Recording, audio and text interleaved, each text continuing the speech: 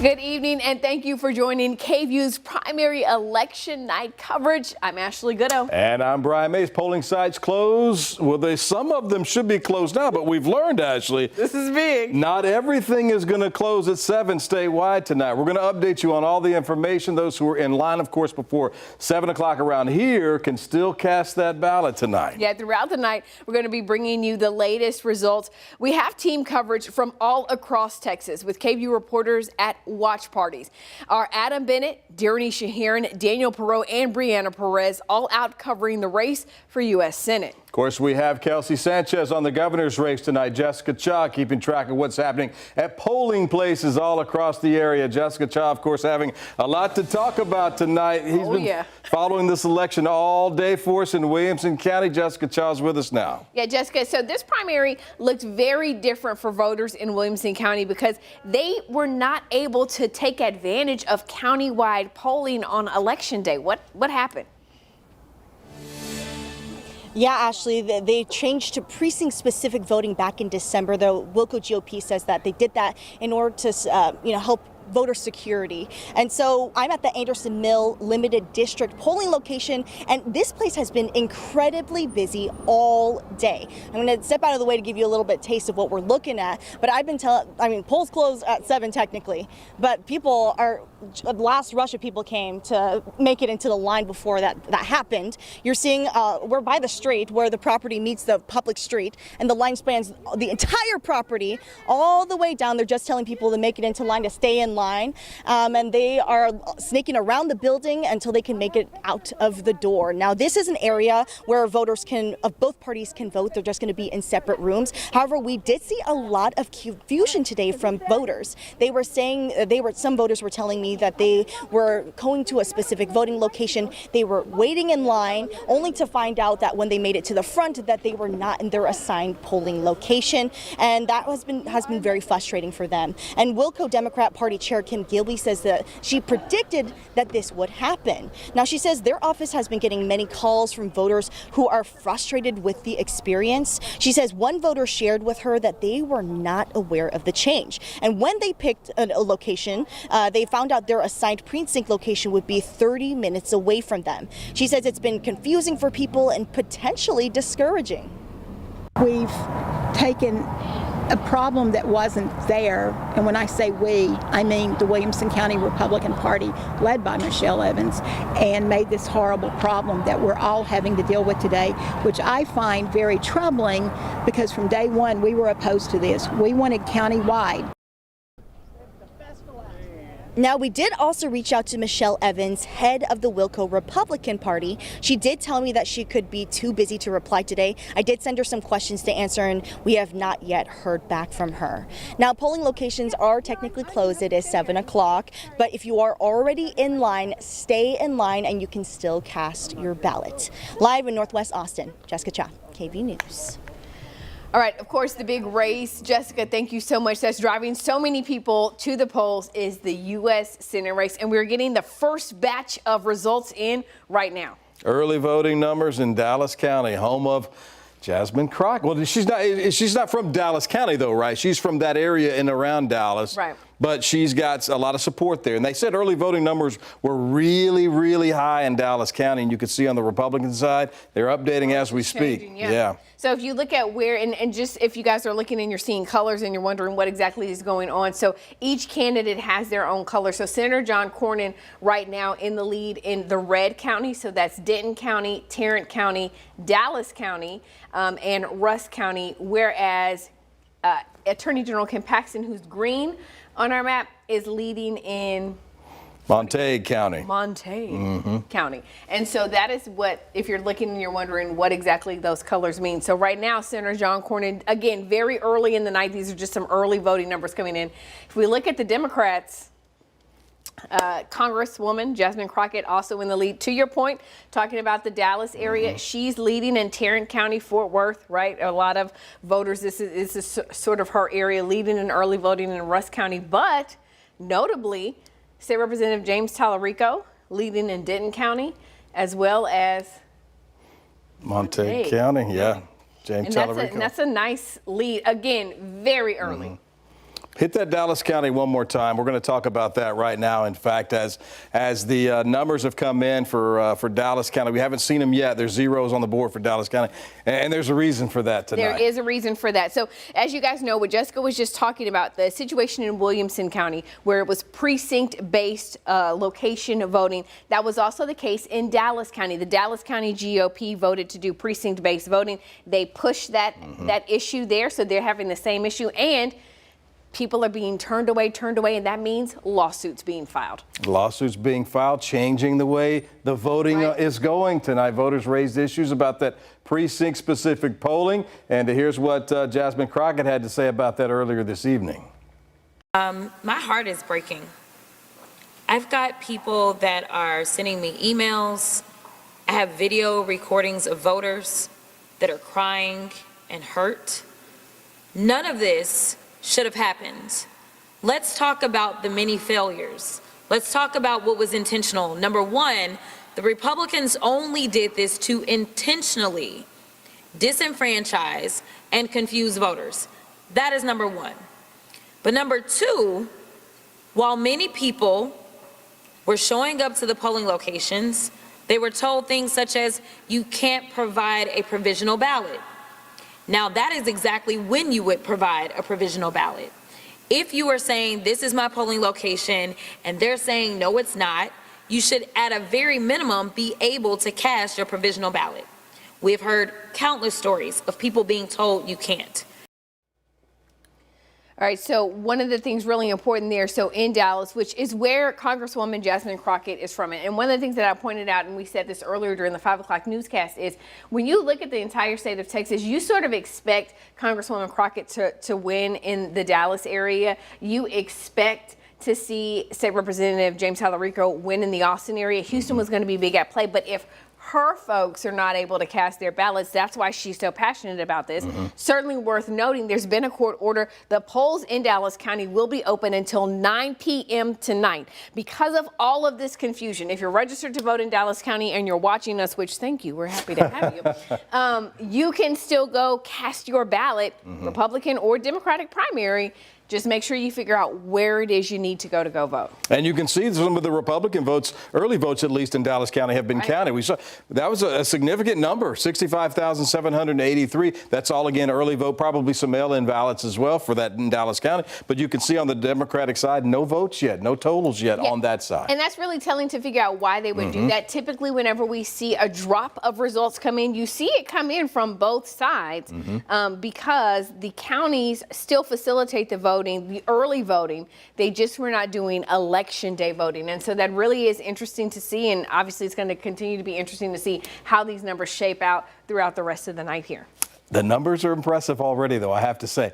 Very few precincts reporting, already over 260,000. This is on the Republican side, 260,000 votes. And this is big because Texas is a low voter turnout state. So we get excited when we see things like this, like people actually getting out and going out to vote early. Let's take a live look inside the Travis County facility. Workers there getting election results ready. Look at the big crowd there. It's going to be a busy night for them, counting not just the early votes now, but the voting from today, 7 p.m. The polls close. People can vote until, as long as they're in line, they can vote. You know, those lines might be long in some of these locations. The county will live stream video from the room where they're counting the ballots. As you can imagine, it'll be a busy night for all of these election workers, not just in Travis County, but all the counties across Texas. Today, a primary day across the state of Texas. Yeah, not a busy night, a long night. Long it's going to be ahead. A long night ahead for sure. And so while we don't have a clear picture of how many people cast their ballots on Election Day just yet, we can take a look at what early voting turnout looked like. 2.5 million voters cast their ballots during the early voting period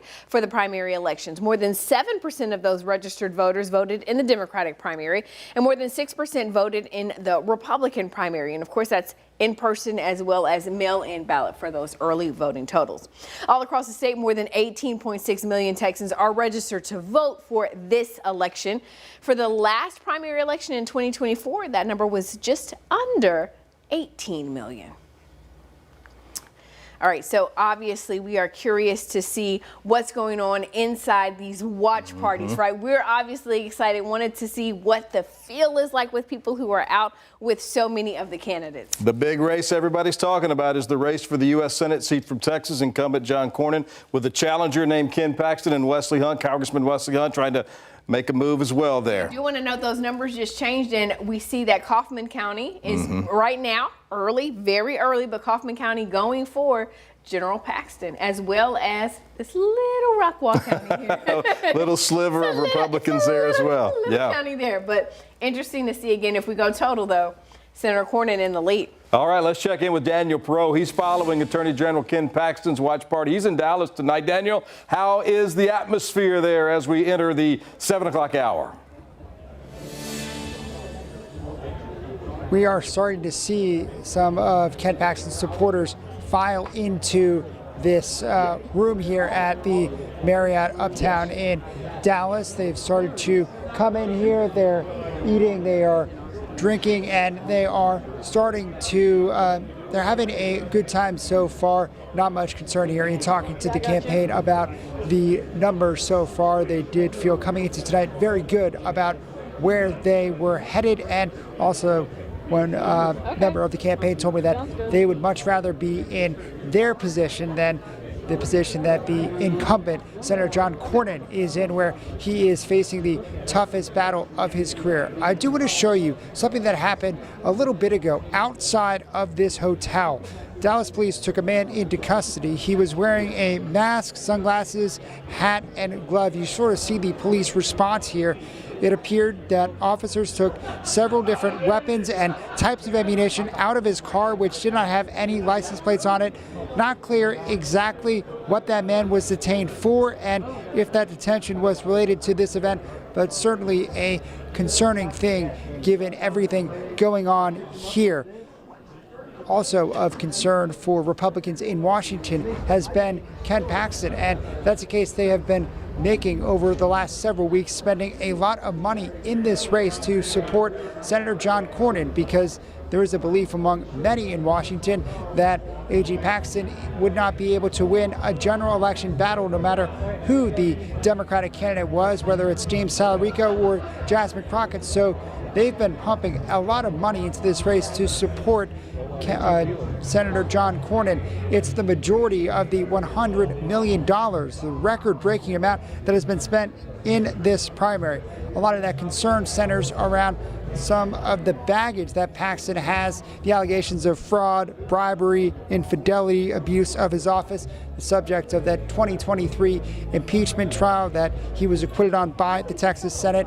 Certainly a chance and a belief among some members of Paxton's campaign that they could emerge victorious tonight if Wesley Hunt's numbers are low enough, but the sort of prevailing likelihood and assumption among both the Paxton and the Cornyn campaigns is that this is likely headed to a runoff. If no one is able to get a majority of the vote, then the top two vote getters will advance on to a runoff election on May 26th. So looking like it might not be a long night here in Dallas, but it could be a long few months. As I said, already a record-breaking amount of money spent in this race.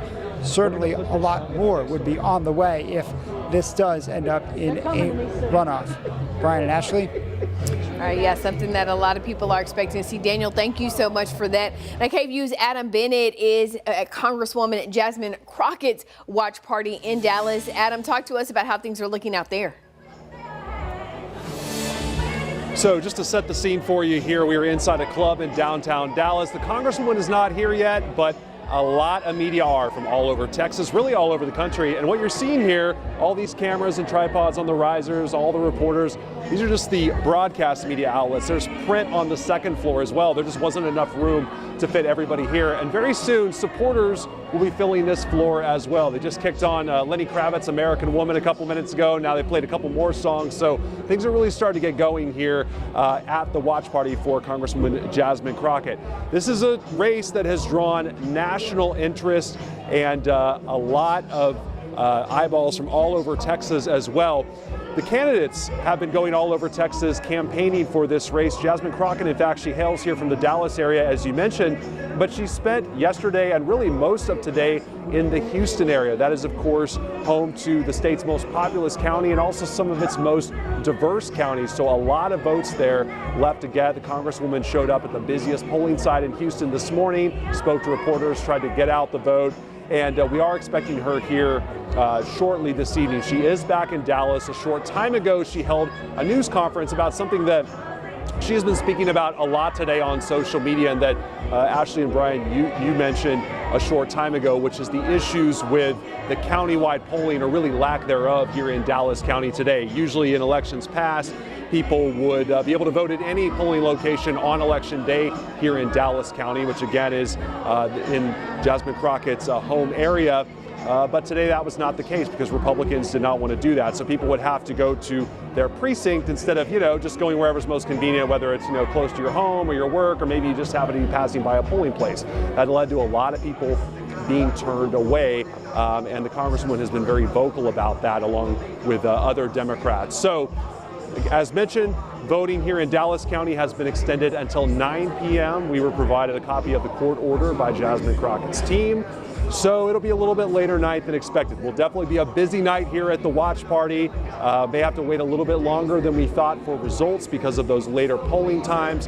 But the Congresswoman will be here, we're told. No timeline just yet, but no doubt it's going to be very, very busy here at this watch party. Go ahead and send it back to you. Thank you for that, Adam. Certainly important to note that lawsuit also filed in Williamson County, but we had been in touch with the clerk's office all night. They tell us, Brian, that they did not get that order, so that's why we didn't see that extension here, only seeing it in Dallas. Buckle in, Adam.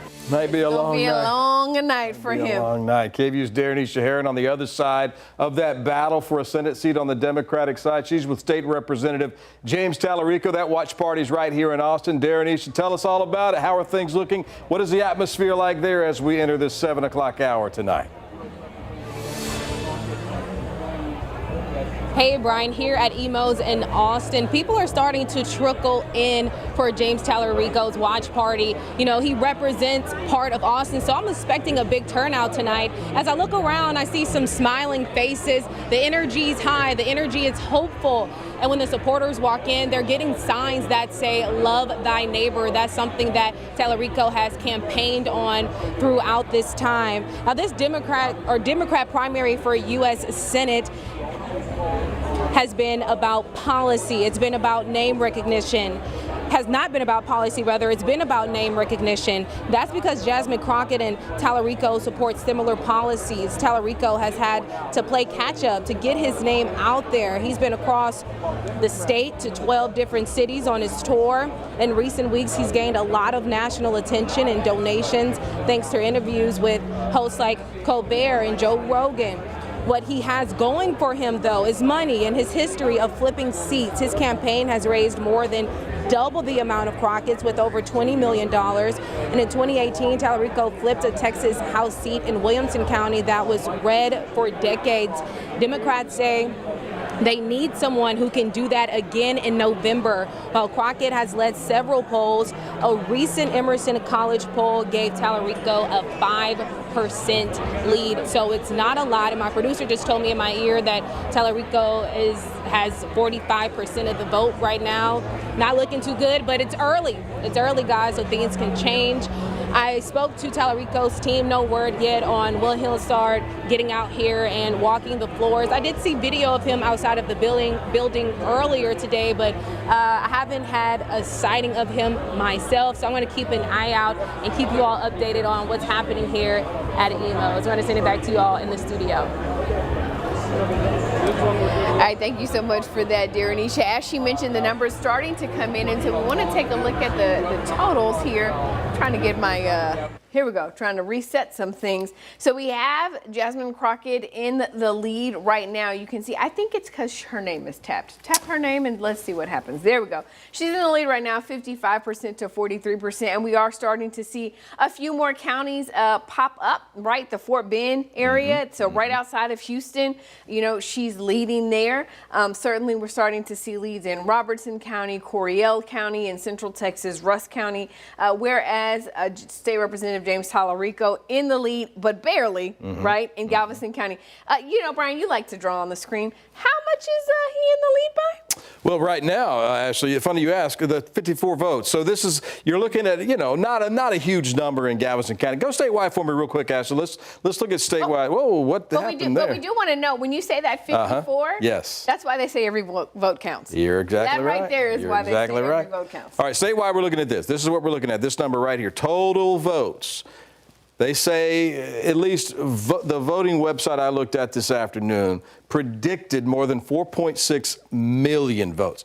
It's a long night ahead. It is That's statewide, just early voting numbers, probably some mail-in ballots in that number right there. But we're looking at a long night ahead for counting votes because that number is going to grow quite a lot over the next couple of hours. It's very early, and so we're going to see a lot of. You see just 12% reporting right now of the estimated total number of votes, and so it's going to be changing a lot, as the night progresses. And so obviously the other side of the race, the Republicans, we heard from our reporter, Daniel Perot, who is at the Paxton camp. Senator John Cornyn's team has a different feel, right? They're not having an election watch party. They're anticipating this race going to a runoff. But he is going to talk to reporters, and our Brianna Perez is in downtown Austin, where she is set up, ready to go, ready to hear from him. What are we expecting, really, the tone tonight to be, Brianna?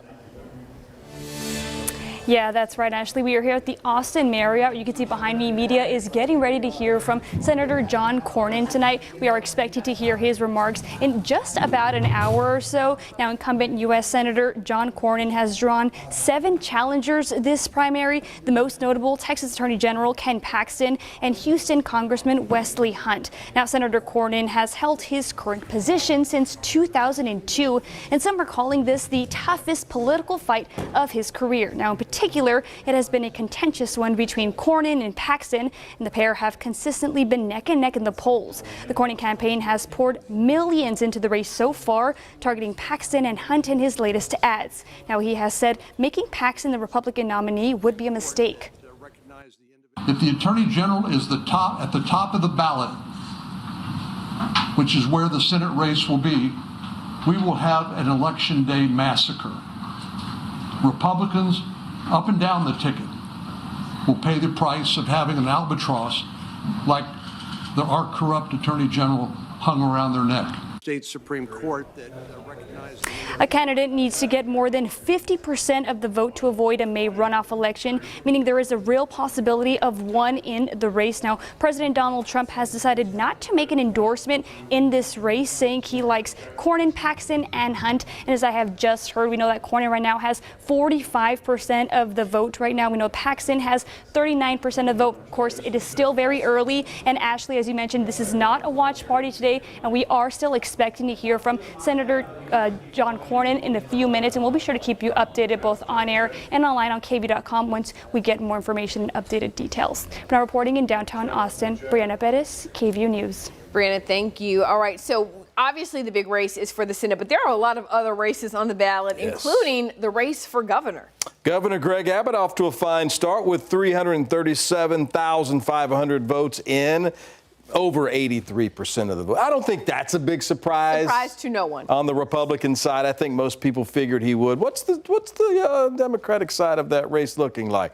Another blowout, it appears. It does. Yes. It's a lot of green. Is State Representative Gina Hinojosa from the Austin area, former Austin ISD School Board president, now running for governor, and she is expected. Recent polling has her so far ahead. She's expected to win by a landslide. One of the things that's interesting is Andrew White actually dropped out of the race, businessman Andrew White, but his name, he dropped out after everything had been filed, and so his name still appears on the ballot, and some folks, I guess, didn't get the memo because they still voted for him. He dropped out of the race, guys. Look at the number of Democratic candidates. You got to go down the ballot quite a long way to find them all. Well, it's the same thing with the governor. That's a good point. We can go down as well. A lot of people wanted to challenge, a lot of Republicans wanted to challenge Governor Greg Abbott, but he has a stronghold on our state. This would be a record-breaking gubernatorial term for him if he is able to be victorious. Just by the pure number of times he's been elected. Correct. Yes. He's been our governor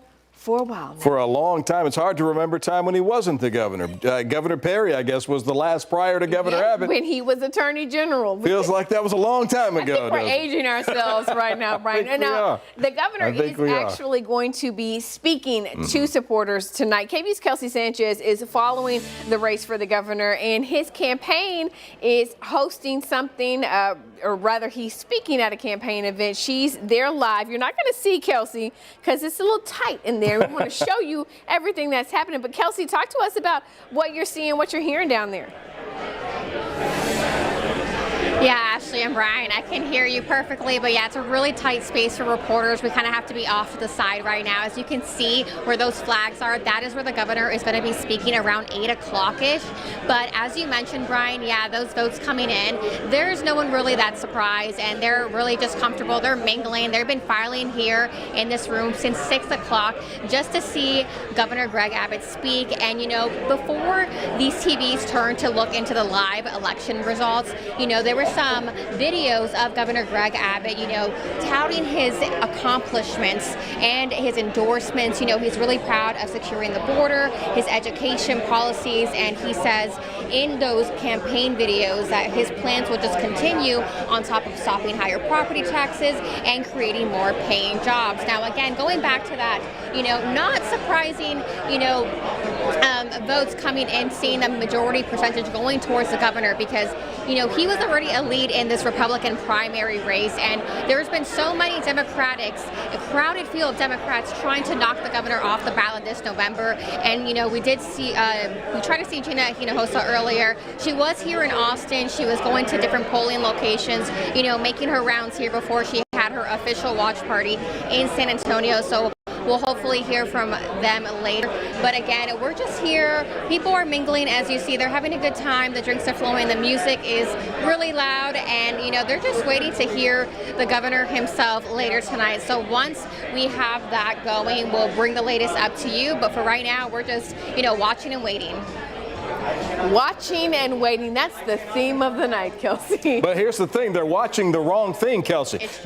Go get them and tell them to put that on KVUE Plus if they want the best election night coverage, right? To download KVUE Plus. They need to be watching the stream. Okay, so let's start to Let's break it down. Again, it's very early. We've only got about 14% of precincts reporting and of what they're reporting, right? Because this is just early voting totals. We're not really seeing a lot of the full totals yet, but we want to run you down the races. Obviously, we've been talking about U.S. Senate. Senator John Cornyn in the lead right now, but not by enough to avoid a runoff election. Got to get to 50%. Neither one of these guys is at 50% yet. So as the rules state, as we get toward the end of the night when all the votes are counted, if nobody's at 50%, the top two candidates will then have a runoff in May and determine who gets this seat on the Republican side. So those are the numbers to watch. If he's under 50%, it really doesn't matter who wins. It matters that the two top people are going to go to a runoff. Right, and we would be here May 26th, and you'd be able to join us. That's going to be here before you know it. I'll get my sleep in now. All right, so on the Democratic side, Congresswoman Jasmine Crockett with a strong lead right now, which is some of what this lead that you're seeing right now. I just want to point out, obviously, that this is about what we were seeing in the polling. In the last UT Texas Politics Project poll, Hobby School of Public Affairs polls, you know, there were some polls that had State Representative James Talarico in the lead. It'll be interesting to see what happens. And again, I'm really watching this Houston area because we expect Dallas to go for Crockett. We expect Austin to go for Talarico. What is Houston going to do? And you had a very good point. What is the border going to do? That's what I'm wondering. I'm wondering about the area. El Paso, got a lot of voters in El Paso. This whole area down here that you saw, it used to be pretty much reliably blue, but we've seen in the last couple of presidential elections, it's been a lot more red along there. Sure. No telling what that'll mean for the Senate race on the Democratic side. But I think if they turn out to vote like we've seen, the numbers along the border have been pretty good. At least 2 years ago they were. And I think the thing that will be interesting is to see how many people from the border decided to vote in the Democratic primary versus the Republican primary, right? We saw a reliably red, a decades-long red state Senate seat in North Texas flip from Republican to Democrat. You saw a lot of people saying they're not necessarily aligning themselves with where the party is going. It'll be interesting to see what these voters decide to do. And you got to note, over 50% with 300,000 votes cast. So that's a good start. I think she would be happy with that start, but I can't help this. My eyes come to this white circle, Dallas County, going until 9 o'clock tonight because there were some issues with where people were supposed to go and what precinct and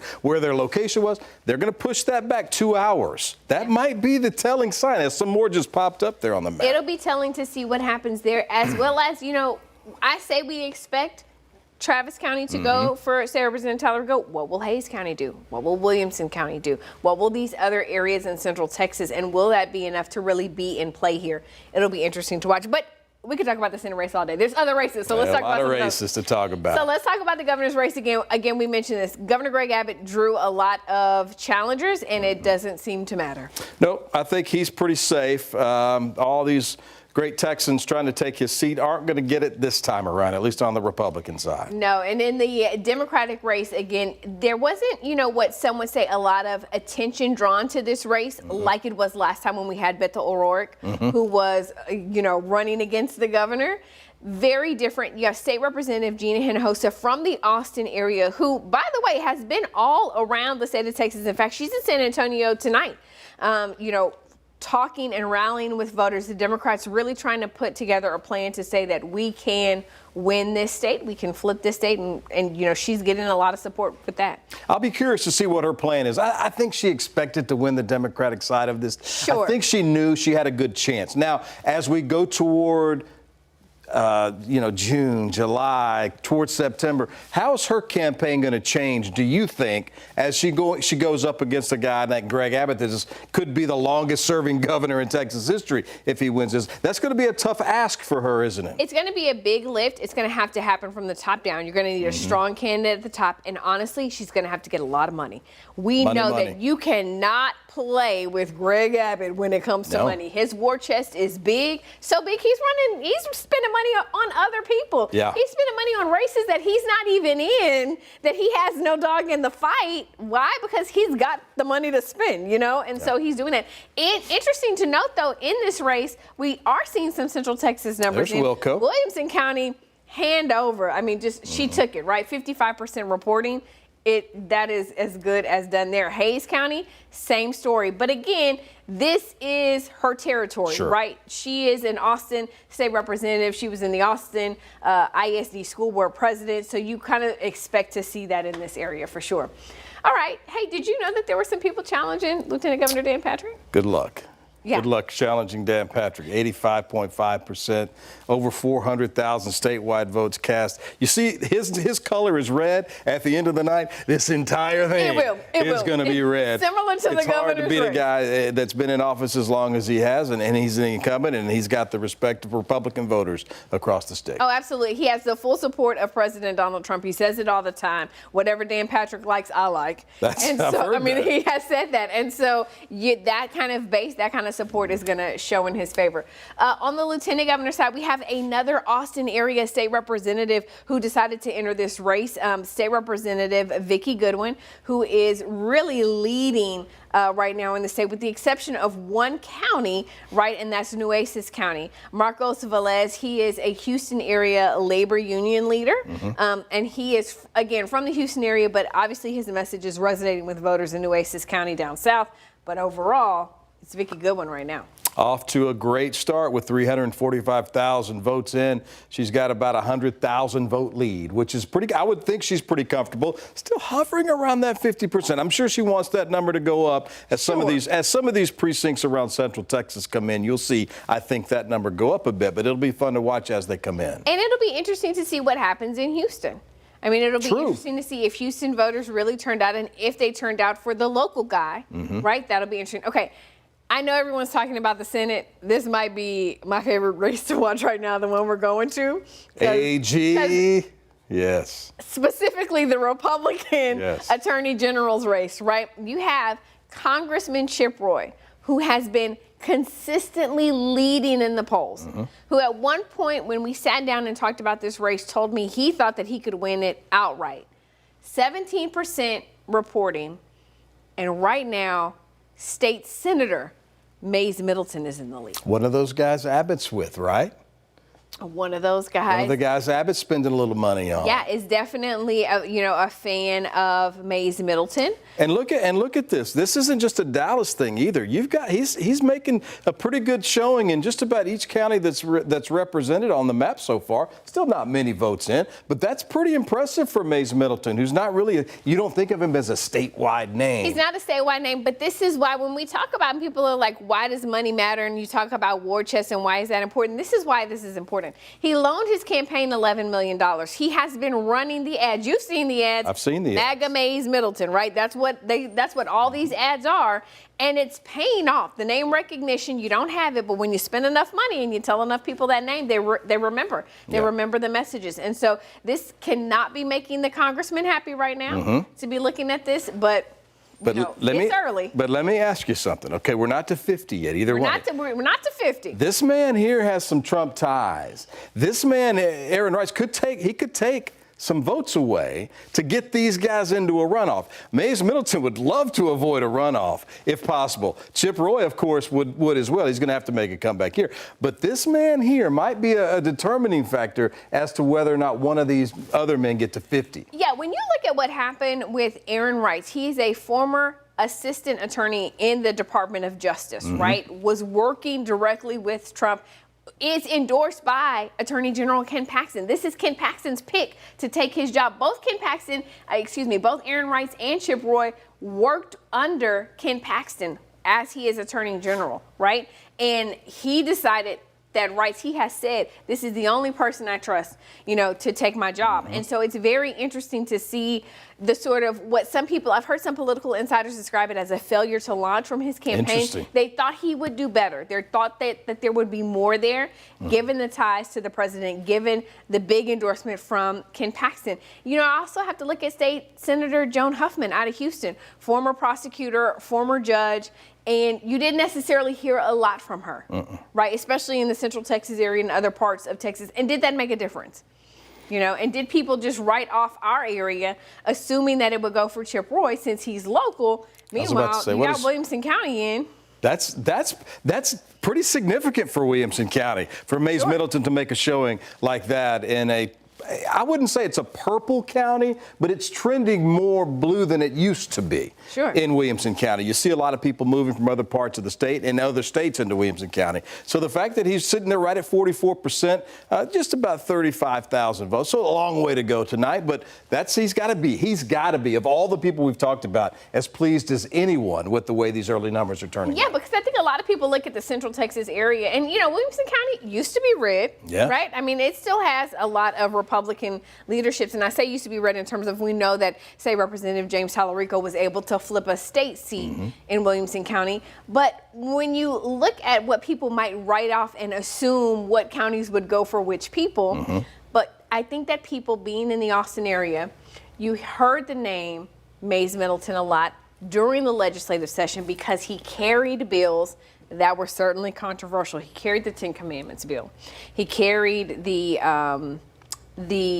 bathroom bill, right? And so you had him carrying these really controversial, these hot button conservative issue legislation, getting it over the finish line, getting it to the governor's desk, and it's sort of showing. The name recognition has made a difference clearly. Even in the North Texas, Dallas, DFW, you can see a lot of gold on the map, and that's got to be a beautiful thing for Mays Middleton and his team to see tonight as these early numbers come in. Looking at the Democrats, this race is definite. I will say this is one of those things where you go, wait a minute, didn't the polls say something different? The polls did say something different on this race. Obviously, we still got a long way to go, right? Only 16%. Oh, what did I just do there? You showed us how many precincts. I didn't even know that's how many precincts. Didn't know we could do that. So 16% reporting. But you see State Senator Nathan Johnson from the Dallas area in the lead here over former mayor of Galveston, Joe Jaworski, who was polling ahead of Johnson even just last week. And what's interesting is these two have really been going at it. with each other, particularly when they're put in the same room, when they're doing these forums.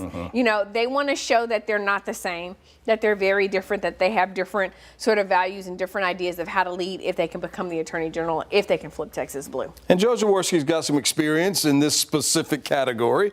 He ran for Attorney General 4 years ago, made it to the runoff, didn't quite get the nomination on the Democratic side, but he's got some experience there and has some work left to do. But again, you're seeing that number hovering below 50%. So we'll have to wait and see how these numbers. I can't wait till we see some more of Houston area. There's some just popped up in the Panhandle. You see Galveston come up, and you expect Galveston to go for their former mayor. But that's what he's waiting on, I think. But also, when you look at that, I mean, Nathan Johnson still got a quality showing out of Galveston, and so that's an interesting number there. You mentioned some Central Texas, sort of Central Texas-ish. This is tighter. This is what we were expecting to see, what we're seeing in Kendall County. This is what we were expecting to see in more parts of the state for sure. You know, the other statewide race that we want to talk about before we start talking about districts is the race for ag commissioner. That's a big one. It is a big one. It's not on our board, but we have the numbers for you. On the, okay. Oh. Okay.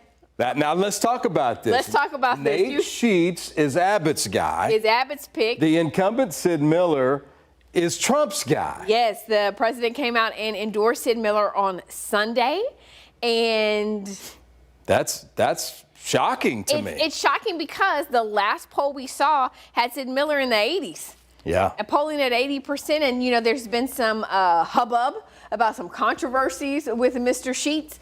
Sid Miller's been talking a lot about those. Certainly has been talking a lot about it. But this was one of the things that I was particularly interested to see tonight, how voters were going to feel about who our governor endorsed versus who our president endorsed when it comes to Republican primary voters. Whose name carries weight with them? Who do they really depend on?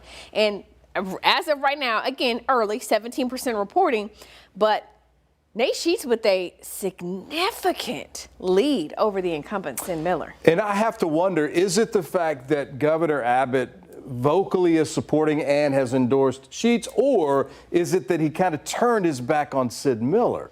I think there's maybe a little bit of both, I guess. But Sid Miller, of course, has been in office for a while as the ag commissioner. And is no stranger to controversy. Knows about it. We have, you know, some issues with people under his leadership, right, who were taking some, say, you know, bribes related to the medical marijuana distribution. And so, so it's not like he's been in office and there's been no controversy about him. There certainly has been some. But this is interesting. That same storyline, right? Who the governor endorsed versus who the president endorsed. We see that in another race. If we can bring back our touchscreen. Well, this race too, right? Well, no, not this race. Okay, it is that race. It is the comptroller's race. I'm sorry. Yeah, no, it was. Bring it back. It was. There's a lot of names to remember for sure, but these two guys at the top now, you've got some differences of opinion there too. You do. You have former state senator Don Huffines, who was endorsed by President Donald Trump. Yes. And Kelly Hancock. And it says incumbent. We should note he was not elected to this position. He's the acting comptroller right now, and that was because the former comptroller Glenn Hager went to be the chancellor of Texas A&M. So which is a good job. It's a pretty good job, one would say. And so when we talk about the governor spending money, the governor is running ads with himself and Kelly Hancock, saying vote for Kelly Hancock. And you can see that Don Huffines and the pool that he has, particularly in North Texas, is really showing right now. This race is already, they spent a lot of money already.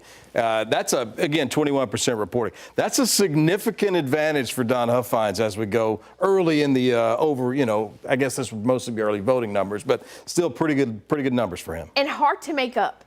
When you come out the box, Brian, with the lead this big, it's hard to make that up. So let's overall big picture. One Abbott-supported candidate not doing so well. The other we just looked at, Nate Sheets, doing very well. Are voters just voting with their own consciences now? Are they just not listening so much to the outside noise and doing their homework, which would be a good thing, I guess? Or are they seeing who spends the most money and whose ads they hear the most? Because I'm going to go ahead and tell you that Don Huffines has more ads and more billboards, especially in rural parts of Texas.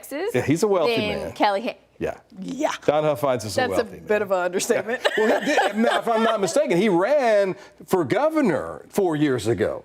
Is that not right? Did he not run for governor in the Republican primary 4 years ago? I thought I remember him putting his name in the hat. You know what? We could. I'm not sure. I'll have to look that up. I should have said that before I knew that. We actually have to go back. I feel like, well, no, I don't think it's in yet. We have the ability to go back, hit that for me, and that's going to take. There he is. There he is. You're right. Yeah. Your memory, Brian Mays. It's okay. I can tell you bill numbers from 2023. Does that count for anything? I just remember that because I was thinking he was at the time going head to head with Abbott in his campaign commercials. And it seemed to me like from an outside perspective, the two men didn't really see eye to eye. They do not. So it doesn't surprise me as we look at the comptroller numbers from tonight that Abbott's guy is not maybe following in the same way as the Attorney General's. And when we talk about the comptroller's office and why this is so particularly important, because a lot of times I think you're thinking, okay, they oversee the money, big deal. They're overseeing education savings accounts. This was a top conservative Republican priority that got passed during the session, right? Republicans had been working for years to get that to be the case. They got it over the finish line, and it's the comptroller who's overseeing that entire process. And, you know, if you're a Republican in Texas and you're in leadership, that program cannot be flawed. $1 billion opposition, like you know, so much opposition to try to stop that from happening years and years, to the point where the governor ran against incumbents in the state house who were not willing to pass it. So that's why this particular race is so important to him and why he wants, you know, his guy to win. So what does it say that his guy's not winning? I don't think that people are looking at it in terms of, oh, this is the ESA or, oh, it's that. I think that they see the name Huffines. They think of Don Huffines as someone who is extremely conservative, someone who is to the right of the right, and who is a successful business owner. So why not have him over the money in Texas? Why not have him be our state's chief accountant, right? Let's talk about some of those congressional district races. That's Michael McCall's old seat, isn't it? This is Michael McCall. Congressman McCall has decided he is no longer going to serve. Now, this district is one of those districts that was, you know, kind of, it was already shaped oddly, and then, you know, it got shaped a little. It's this part for me. It's that part right there for me. By the way, can I just say real quick, this is my hometown. Can we just give them a shout out in Houston County tonight? Yes. Your hometown and then Travis County together. You never thought that would be the case. Never in a million years did I think the same person that represented Western Austin would be representing Crockett, Texas. But here we are in 2026. But here we are. I don't know. Tell me about Chris Gober. I'm not sure if I'm familiar with. Chris Gober, definitely a clear lead. He's one of those people who got his name out there a lot in this particular race, and it's really, I mean, it's paying off for him, right? Sure. Again, it's still early, 13%, but there's a lot of people. This is one of those races that I anticipated would go to a runoff because there are so many people. Yeah. I mean, scroll through it again. You got the former mayor. 8. Right. 12. Jenny Garcia 10. Sharon is a name that is familiar to a lot of people because she ran against Lloyd Doggett multiple times. Kara King is a name that is very familiar to people. And so I expected this to really be in runoff territory, and it's not. Just when you look at the sheer number of people.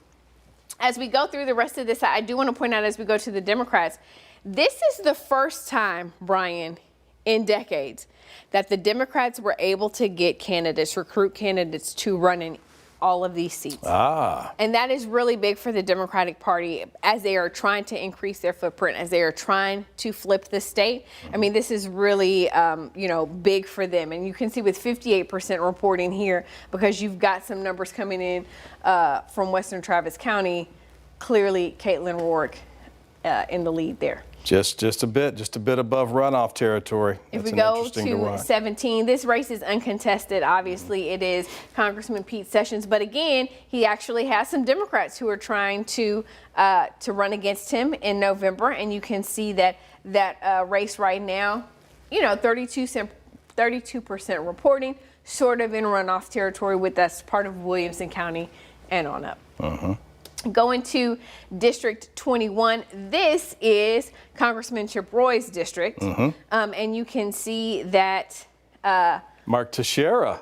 Do you know Mark Teixeira? Do you know Mark? You I do know Mark You know Teixeira. that this guy has a sports background. I was curious. This is one I had my eye on. Of course, this is an open seat because Chip Roy's running and has a for lot Attorney of General. You can scroll. You There's can a lot of scroll for people. a while on this one, yeah. Right. That's a big number. Mark Teixeira, of course, name recognition. Sure. He's from the area. You know who he is. Not many votes counted just yet, and there won't be many in this district. It won't be one of those huge numbers. But Mark Teixeira with a great showing on the Republican side. Yeah, I mean, when you look at how far behind Mike Wheeler is, compared to him, that's, again, 7,000 votes is a lot of votes to make up. That's a lot, but you got to go down, and everybody's getting a few. Everybody's getting votes. Getting a little bit. Getting a little taste over there in District 21 on the Republican side. A little bit different on the Democratic side. There seems to be a clear favorite, at least as of right now. Lot fewer people, but the significant difference between first and second place is obvious. 4,000 votes, which doesn't seem like much, but again, we're not talking about what's going to be a huge voter pool for District 21 on the Democratic side.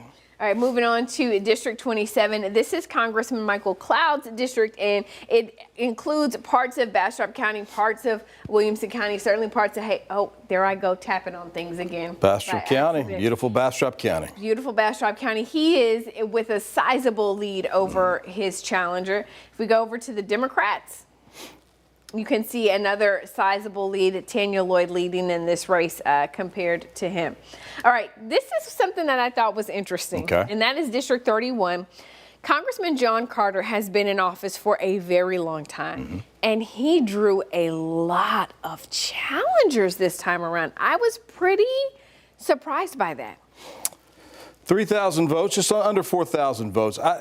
The fact that he's just that close to 50% surprises me a little bit. But then when you look at how many people are in the race on the Republican side. So many of them in the race. And not many votes have been counted just yet. You're talking about his area is going to be right in here with the military base in Georgetown. He's really popular in Killeen, really popular in northern Williamson County. Used to have his office in Belton, in Bell County, and so you expect to see a lot of support there too. And we just don't have a lot in. But when you have this many people on the ballot, and everybody trying to get, a little piece. But again, if you talk about the president's endorsement, the president, of course, is backing John Carter. So we'll see what happens there. Over in the Democratic side of things, Justin Early with a sizable lead over Stuart Whitlow. And, this is, again, one of those races that people, you have to do your homework. Sure. Right? If you were, especially in Williamson County voters, which we don't have totals in just yet, but they had to do their homework on this race because there wasn't a lot of money. You didn't necessarily see a bunch of signs. You didn't see ads. And so voters really had to work to find out about these candidates. Going to District 37. Nothing yet. Nothing yet from Travis County. This is interesting. Did we not have anything on the Republican side either? I'm trying to... the Democratic side. There it is, the Democratic. So obviously this is Greg Casar. I say Greg Casar's district. It's Greg Casar's district now. This is a redist. It's newly drawn, and I think that's why it gave me pause for a minute because I had to think about, wait a minute, the new way this is drawn. Because of the redistricting effort, we know the Democrats broke quorum during the special session to try to stop that from happening. It was a late add to the special session call was to redraw the Texas congressional map in such a way that there would be 5 more Republican-leaning districts. And it put Congressman Greg Casar and Congressman Lloyd Doggett in the same district. What you don't see on our list here is 35. No more 35. 35 used to be our district. That used to be Greg Casar's district, right? And it ran from Austin down to a sliver of San Antonio. 37 was a newly created district because the population in Texas had grown so much in that 2020 census that we added a couple of U.S. House seats, and so there was one that was drawn just for Austin, and that changed. And so, Congressman Doggett very respectfully said, I have a wealth of experience. I'm going to let the younger generation because this could have been Doggett v. Casar. It could have been Doggett Casar, and I feel like that would have been very ugly.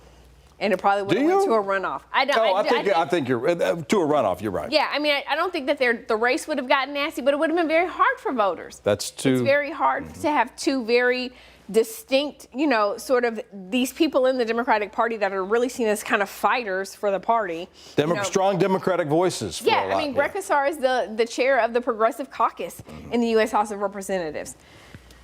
And so going to some state house races, State Senator Charles Schwartner actually drew some challengers this time around. Just two of them, but I was going to slide up, but I guess that's it, huh? Just the two. And again, 83%. He's got a stronghold on District 5 in the state Senate for sure. And so this is interesting because a lot of this is Williamson County, right? You can see, I wish we could zoom out a little bit, but you can't quite zoom out to see where this district exactly is. And we aren't seeing a lot of vote totals from Williamson County. Again, this is one of the counties where people are having confusion because of the way that voters are having to vote this time election day, the precinct-based voting locations. And so you're not seeing anything here. Paul Thomason is a Methodist pastor, has been a pastor for more than 43 years versus Kevin Nelson. And so it'll be interesting to see when that starts to come in. If we look at State District 21, there's no opposition here. Down on the border. Right. It is an uncontested race.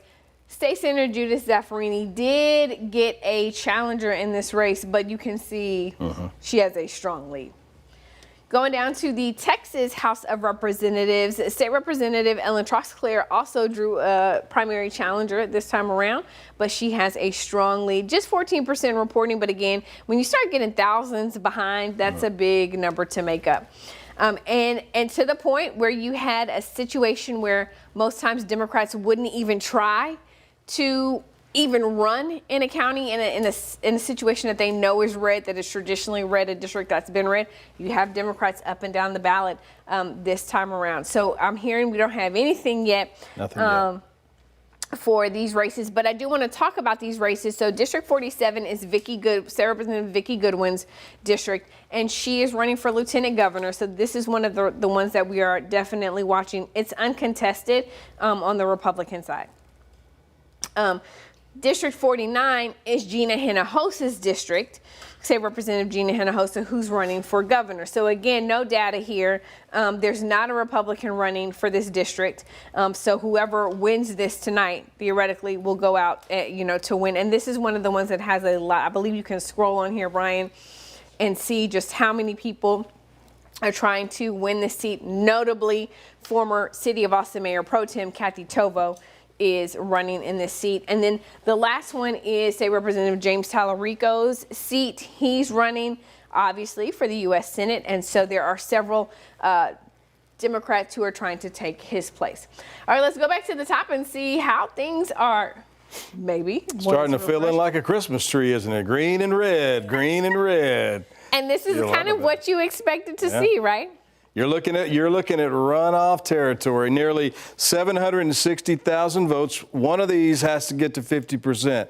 Cornyn right now in the lead with 43.7%, but just 33,000 behind is the Attorney General, Kim Paxton. So you can kind of see there's not really any rhyme or reason to it, Ashley. You've got some Houston counties going red, some going green. You've got this in Dallas, in the Dallas-Fort Worth area. You've got a few more popping up in the Panhandle. This is going to be very, very scattered as you see it right now. I think that's how it's going to be throughout the night tonight. Let me just see what my folks over here in Houston County are doing. That's the home county. Kim Paxton with over 50% there, just 1,700 votes. I just was curious, Ashley. Yeah, nothing wrong with being curious. I'm always curious to see what Harris County. Look at that, 82 votes. You think your votes don't matter? We're going to tell you they do. That's the number. Watch that. As we go through the night, you can see that's how far behind, just by pure votes, over 120,000 votes.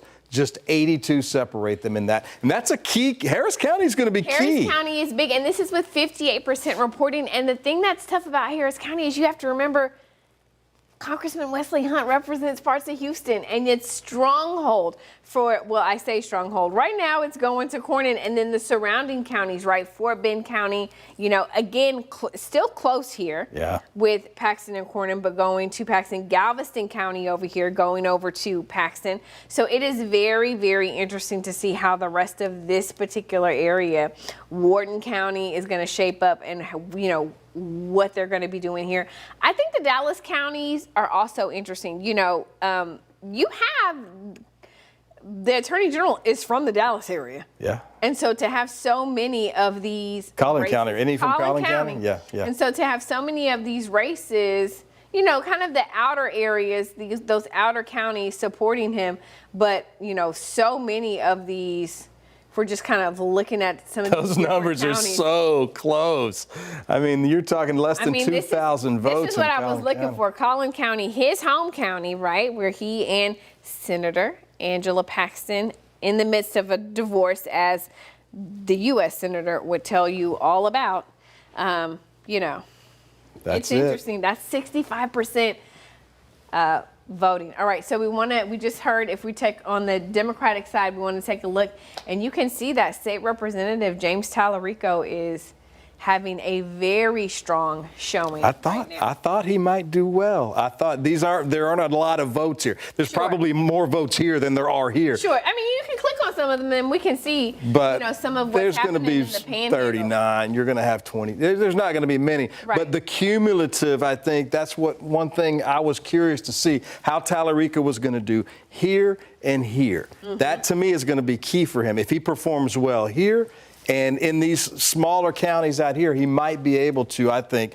keep up at least 52% right now with nearly 870,000 votes statewide cast. And so that's a switch. Obviously, we want to know from when we were looking at this earlier, Harris County still strongly for Jasmine Crockett. And this is what we expected, right? If we go to Travis County, 76% for James Talarico. Hayes County, 73% for James Talarico.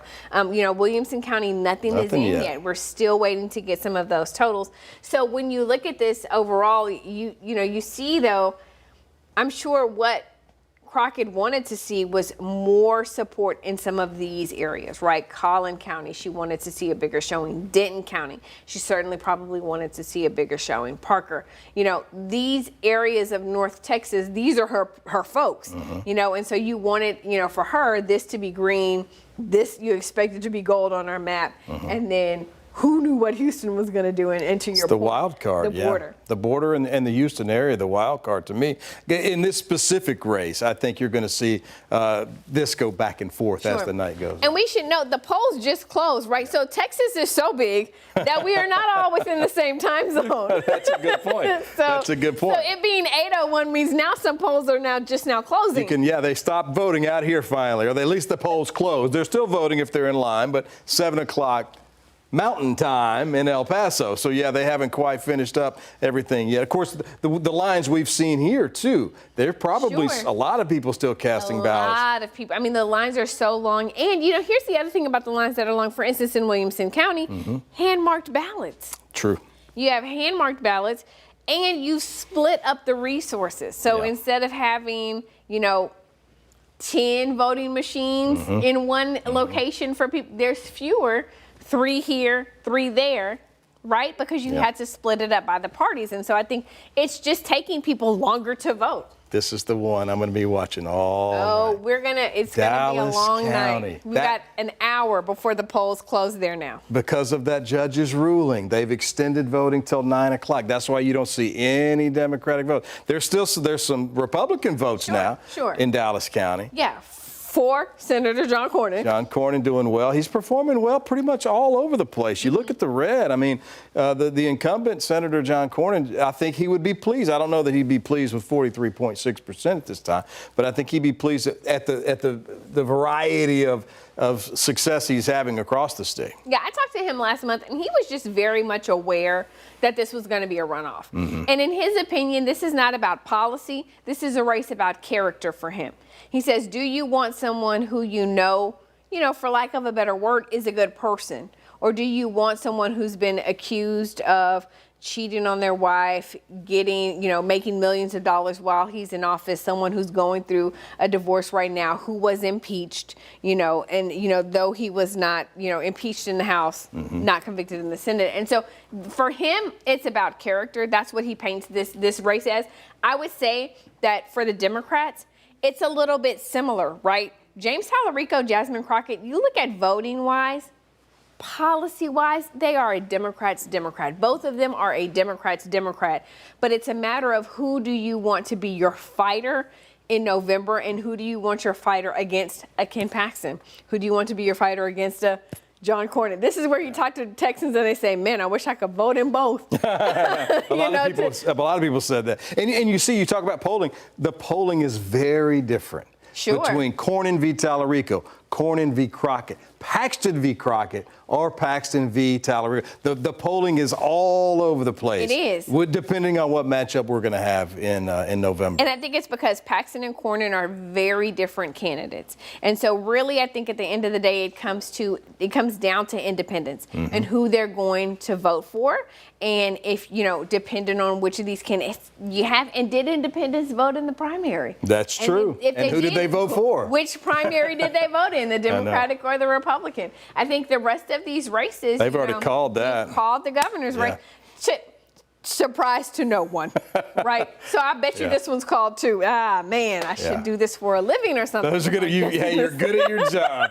You could see that one coming. That's kind of the way we thought it would go on that side. When you see those check marks, that's the Associated Press saying that race has been called. What's the lieutenant governor looking like on the Democratic side? Still not called yet. But this was interesting. Remember, we talked about Harris County. We talked about the Houston area where Marcos Velez is from, and whether or not his message was going to resonate with the hometown.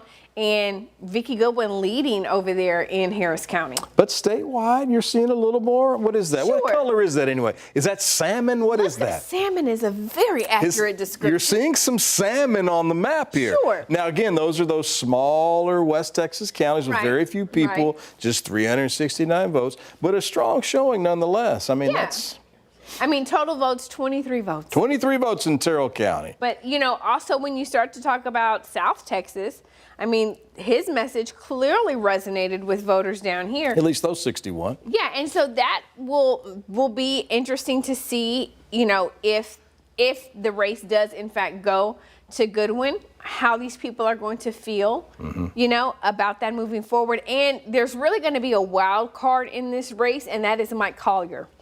Mike Collier, who was the Democratic nominee, not only the last time we had, but the time before that as well. The last two times. He's running as an independent this time in 2026. And so that's going to be very interesting to see how people feel about him, and is he going to take votes away from the Democrat in the race? Obviously not going to take votes away from Dan Patrick in the race, right? No. But is he going to take votes away from a potential Democrat? What's the Democratic governor's race looking like? We know who the Republican is. Did we check on that one? Well, I think that one. They haven't called that one yet, but that can't be far off. It has not been called, but with 36% reporting, and she's leading, State Representative Gina Hinojosa leading and all. You don't see any other color. No, it's just the green. Just the green for that. Congressman Chris Bell was hopeful from the Houston area, was hopeful that he'd have a chance. But again, you see Houston, where he got some support, right? Sure. More than he got statewide, but certainly cannot be compared to what Gina Hinojosa is getting. I think she's a person that is going to have to, between now and November, get her name out, get her, get on those ads, get on those speaking circuits, get on the campaign trail, because she's going up against a juggernaut. We know that, and Governor Greg Abbott, and we'll see how that campaign plays. You don't hear him say much about the Democratic candidate. Well, you haven't heard him say much because he hasn't had to. He hasn't had to campaign for himself. But I'm curious to see how this race stacks up as we get to June, July, and August this summer. Yeah, because you have someone who's very, very different from him. State Representative Gina Hinojosa really holds no punches on her thoughts about Governor Greg Abbott, from not only, what is happening with public education in the state as a former school board president, but also, she feels like some of the deals, some of the contracts that his office awards to, like, that they're going to his donors, she really takes issue with how he is playing the game, if you will, right, of being a politician. And so I think we're going to see a lot of things like that start to come out as that campaign progresses, if she is, in fact, you know. And she's a very different candidate than he faced 4 years ago. Oh, absolutely. A totally different candidate. Look, we know Beto O'Rourke would never escape the comment that he made when he was running for president. I think that's why we did not see him launch a bid, you know, this time around. 4 years from now, 2 years from now, could it be something different? Perhaps. But I think he knows that that's still fresh within people's minds. And so, and that really, we saw, you know, what happened in that race, in the governor's race last time. I mean, Abbott won by a very large margin. It was significant. Yeah, and so that's what I think we're seeing there. When we talk about Attorney General, that race is going to be interesting. This is going to be, I mean, this is really, I'm smiling because this is one of the ones that you kind of knew it was going to be runoff, but a lot of people expected this to be tighter than what it is. That's a pretty big gap, 134,421 votes. That's out of 813,000 that have been counted so far, roughly 35%. So still a long way to go. Mays Middleton, though, I would say he would be pretty pleased with specifically the Metroplex around Dallas and Fort Worth. Absolutely. That's a lot of gold on the map in North Texas. And it will be interesting to see, did those ads pay off? Did you spend a lot of money in the Dallas area? How much money did you spend on Houston? You know, we obviously saw a lot of ads here in our area. You can see that Hayes County really went for, you know, the local guy here, Congressman Chip Roy. We still don't have numbers from Travis County yet. It will be interesting to see what happens there.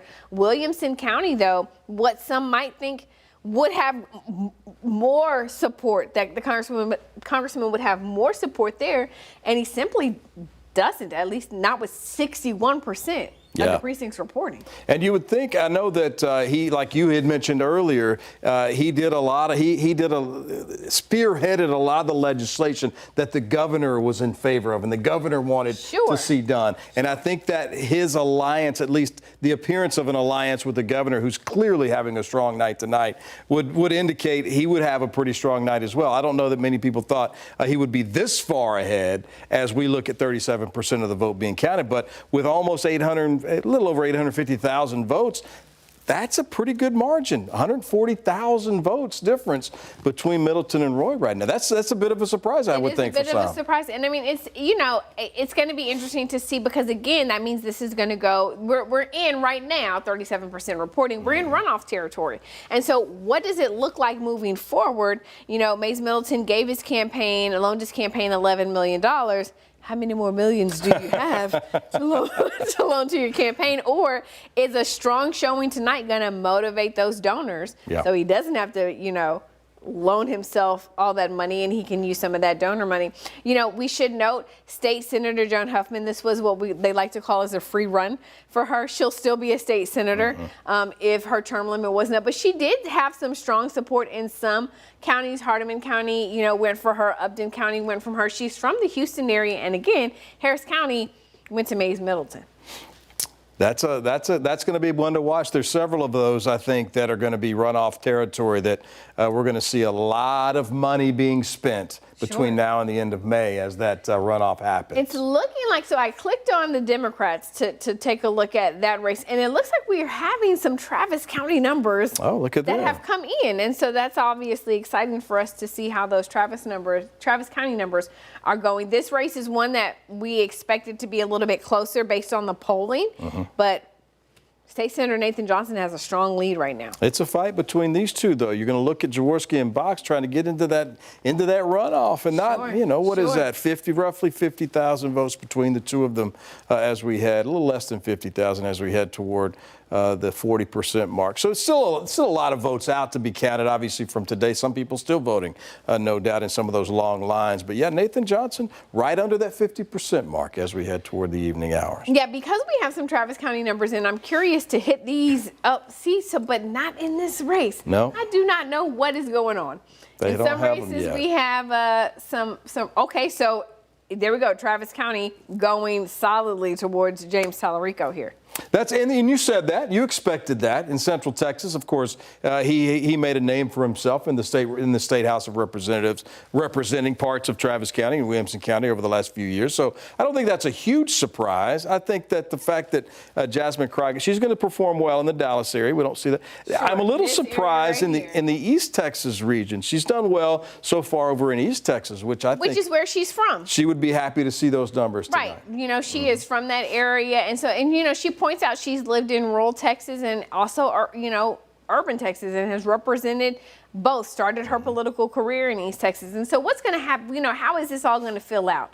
How is the bottom going to fill out? And so we're starting to see some numbers from some of the border communities, and they're going to Talarico. That's a significant difference with 21,000. Not a huge number, but I think 63%, the Talarico team would be extremely happy if they performed in counties along the border like that. At that pace, they would obviously be really happy. Obviously, this is such a big race that we're watching. And we actually have Kendall Scudder, who is the chairman of the Texas Democratic Party. He's joining us now to talk more about the race and the plan moving forward. Kendall, thank you so much for taking some time out to talk with us. Uh-oh, I don't have you. Are you unmuted? The joys. Muted. There you are. There you are. Got your sound now. Thanks so much for being here with us. Talk to us about, before we really dive into some of the races, this is so significant. How significant, though, is it for the Democrats to have candidates up and down the ballot in all of these races? This is the first time since 1972 that either party has fielded a candidate in every state and federal office in Texas. What it means is that if you're a Republican and you're an office holder in Texas, I don't care how long you've had that office. I don't care how much you want it. You're going to have to fight us for it. And so I think that's a really important piece here. And it shows through with all the enthusiasm and turnout. This is now the first time since 2002 that the Democrats are on pace to outvote Republicans in Texas in our primary. How do you maintain that excitement, right? You have so much excitement built up, but it's March. How do you keep that going to November? I'm a firm believer that the way you keep that excitement going is by giving people something to vote for. For years, the Democrats have been telling you not to vote for the other guys because they're terrible, and they are, but you got to give people something to vote for. We are a party that will unapologetically stand on the side of working class people. We will take on whatever billionaire, whatever banker, whatever bootlicking bastard we need to make sure the little guy gets a seat at the table. When we give people something to vote for, I think that is how you channel excitement. We are not a party just against them. We believe in making sure every person gets access to a high quality education. Everyone should be able to see a doctor, not just when they're sick, but before they get sick. A party that takes on institutions to defend working class people. Are you surprised at all as we're starting to see numbers come in? Obviously, it's still early. Are you surprised at all to see how tight some of the races are, particularly when we're talking about Talarico and Crockett? I think we had a feeling this was going to be a nail biter, and I think we're going to be glued to our screens for a long time to try to figure this out, particularly with all the debacle that Republicans caused up in Dallas County. It's a testament to how great they both are as candidates. I know things get tense during a primary. People start to build some feels there, but the reality is they're both high-quality candidates that will serve our party well, regardless of who wins. And so I am eagerly awaiting who's going to be leading our coordinated campaign this cycle because we have a lot of seats to flip up and down the ballot, and can't wait to figure out who our captain's going to be. Let's talk a little bit about more what's happening in Dallas County. Obviously, lawsuit filed, and the polls are going to stay open there until 9 p.m. You also had that precinct-based voting, right? That is what caused all of this, was the Republican parties of Williamson County and Dallas County decided to facilitate their own Election Day primary solely on Election Day. Early voting people could go wherever they wanted and vote, kind of like normal, how it usually is. How big of a role do you think that is playing in voter turnout and what we're going to see in the numbers tonight? I mean, if we're looking at a race that maintains the tightness of right now, it could mean the difference in the Crockett campaign. I mean, it's a big deal. We've been warning Republicans for months that this day would come, and they didn't heed any of our warnings. And now we're sitting here in the middle of a debacle trying to figure out how to get ballots cast. They're not interested in making sure that government or elections are run efficiently. They're just trying to make sure they're scoring points and peddling conspiracy theories. It's a joke.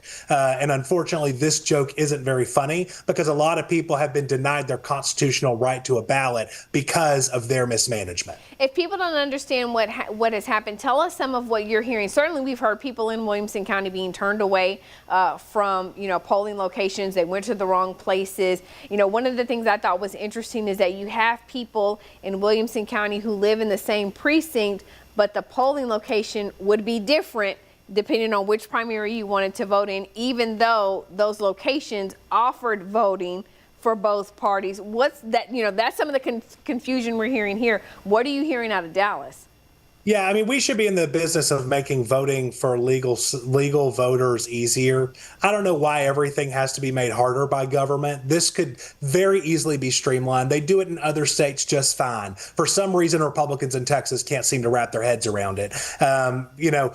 There's modern technology that would allow this to be more efficient. They're failing to meet this moment, and the voters of this country are meeting the repercussions of that. Okay. Overall, though, some final thoughts for us as we continue this night. You've got, in the other races, I feel like we've got pretty strong leads up and down, the ballot. The only tight one is the race at the top. How are you feeling about the rest of the ticket? We have a great ticket forming, and one that I think all Texans can be proud of, one that will represent the people of Texas, not big moneyed interests, not Donald Trump, do the work of the people of Texas. That's all we're trying to get accomplished, and I think that this slate will get it done for us. As the chairman of the party, I'm very excited about what I'm seeing unfolding tonight. Regardless of what happens at the top of the ticket, we're going to have a wonderful slate. All right, Kendall Scudder, chairman of the Texas Democratic Party, we thank you so much for taking some time out to talk with us tonight. Thanks for having me. All right, we want to bring Brian back on in. And before we actually go back to some of this, I do want to check in on some of those races that we have that were not on here, specifically the Ag Commissioner's race, which when we pulled that up, can we pull that one up real quick for the That folks was at one home? where you had Sid Miller, the incumbent, being actually, I'm hearing that we're not going to hear that because Governor Greg Abbott, which if we go over to this race it's been called for a while now, and you can look at this map and see why. not a super surprise with 82.6% of those votes, 38% in, just about 900,000 votes. I think it's pretty safe to say the incumbent, the governor, will be representing the Republican side of the ticket in November. Yeah, he's having a party right now in the Austin area, and so I'm hearing we're having a little bit of an issue with the shot. The governor is making his way onto the stage now, not quite coming out just yet. When we talk about the Democratic side of the ticket, this race not called yet, but certainly a strong showing for State Representative Gina Hinojosa. Of all the candidates we've talked about tonight, I can't think of one that wouldn't be happier with the way this is going than Gina Hinojosa. The way this looks for that entire state of Texas, the number of votes she's received versus her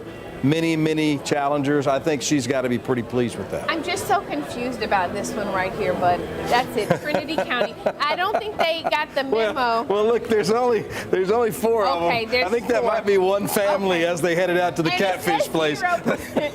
They wanted not the catfish. It's a good one. They got a good one in Trinity County. I say I'm surprised by this because we know that businessman Andrew White dropped out of the race. He threw his support behind Gina Hinojosa, but some folks still decided to vote for him. We now got that issue fixed with the governor. Let's listen in.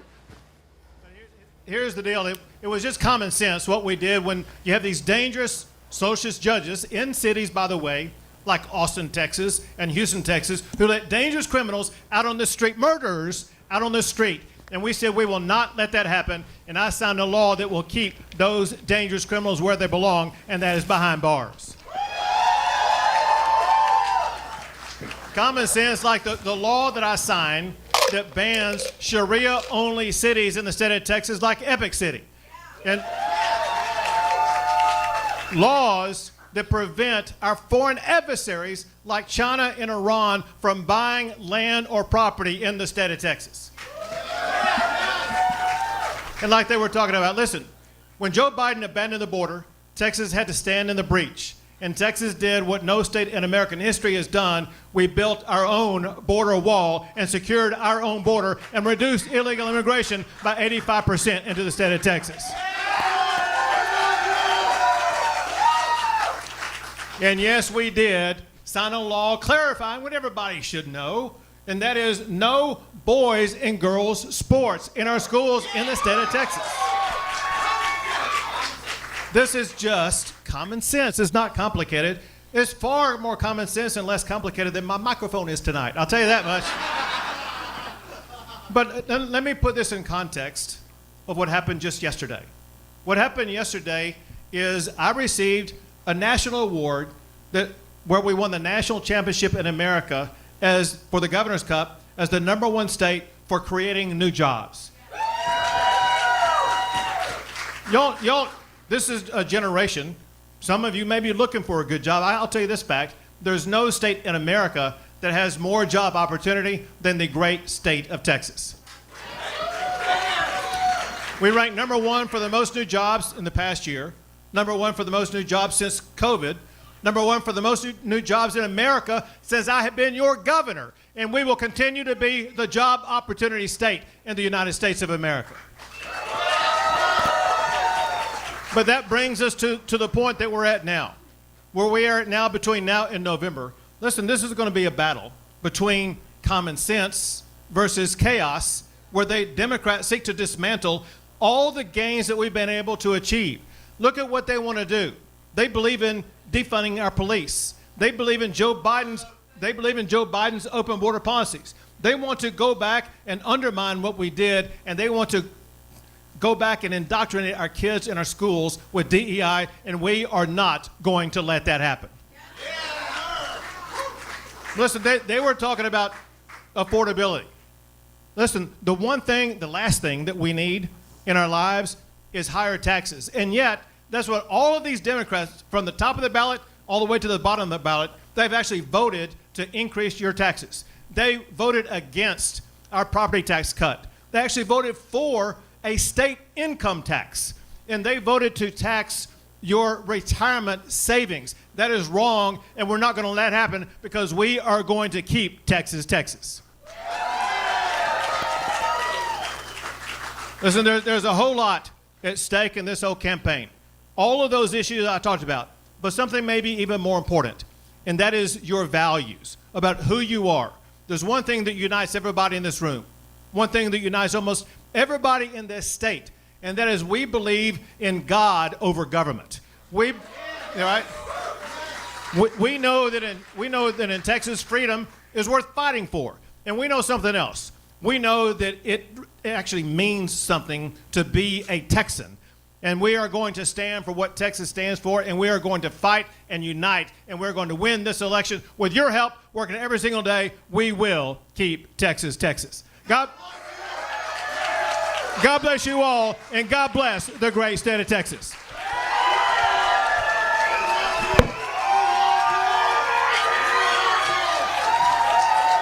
You've been listening to Governor Greg Abbott, who is speaking from a watch party in downtown Austin after his massive victory, right? Race called by the AP, and nearly 83% of the vote that he won tonight. And Brian could scroll and show you just how many people were. A bunch, yeah. There were a lot of people challenging. We need some music when I do this. Oh, I don't think we need music. No? Okay. No, I think that's fine. I don't think there's any big surprise here, Ashley. No. I think the fact that he's got over 80%, I would have put the number at 80%, I think, going into the night. And I think he's going to outperform that by the end of the night, I think. If you look at numbers that still have yet to be reported along the border, he's going to do really well along the border. He's going to do really well along the Gulf Coast. I think that, you're looking at a man who's been the governor here for a long time, and he's looking to stay for 4 more years. And when we talk about along the border, one of the things that we do want to mention as we look at El Paso, so we have now been informed that there's a court order there,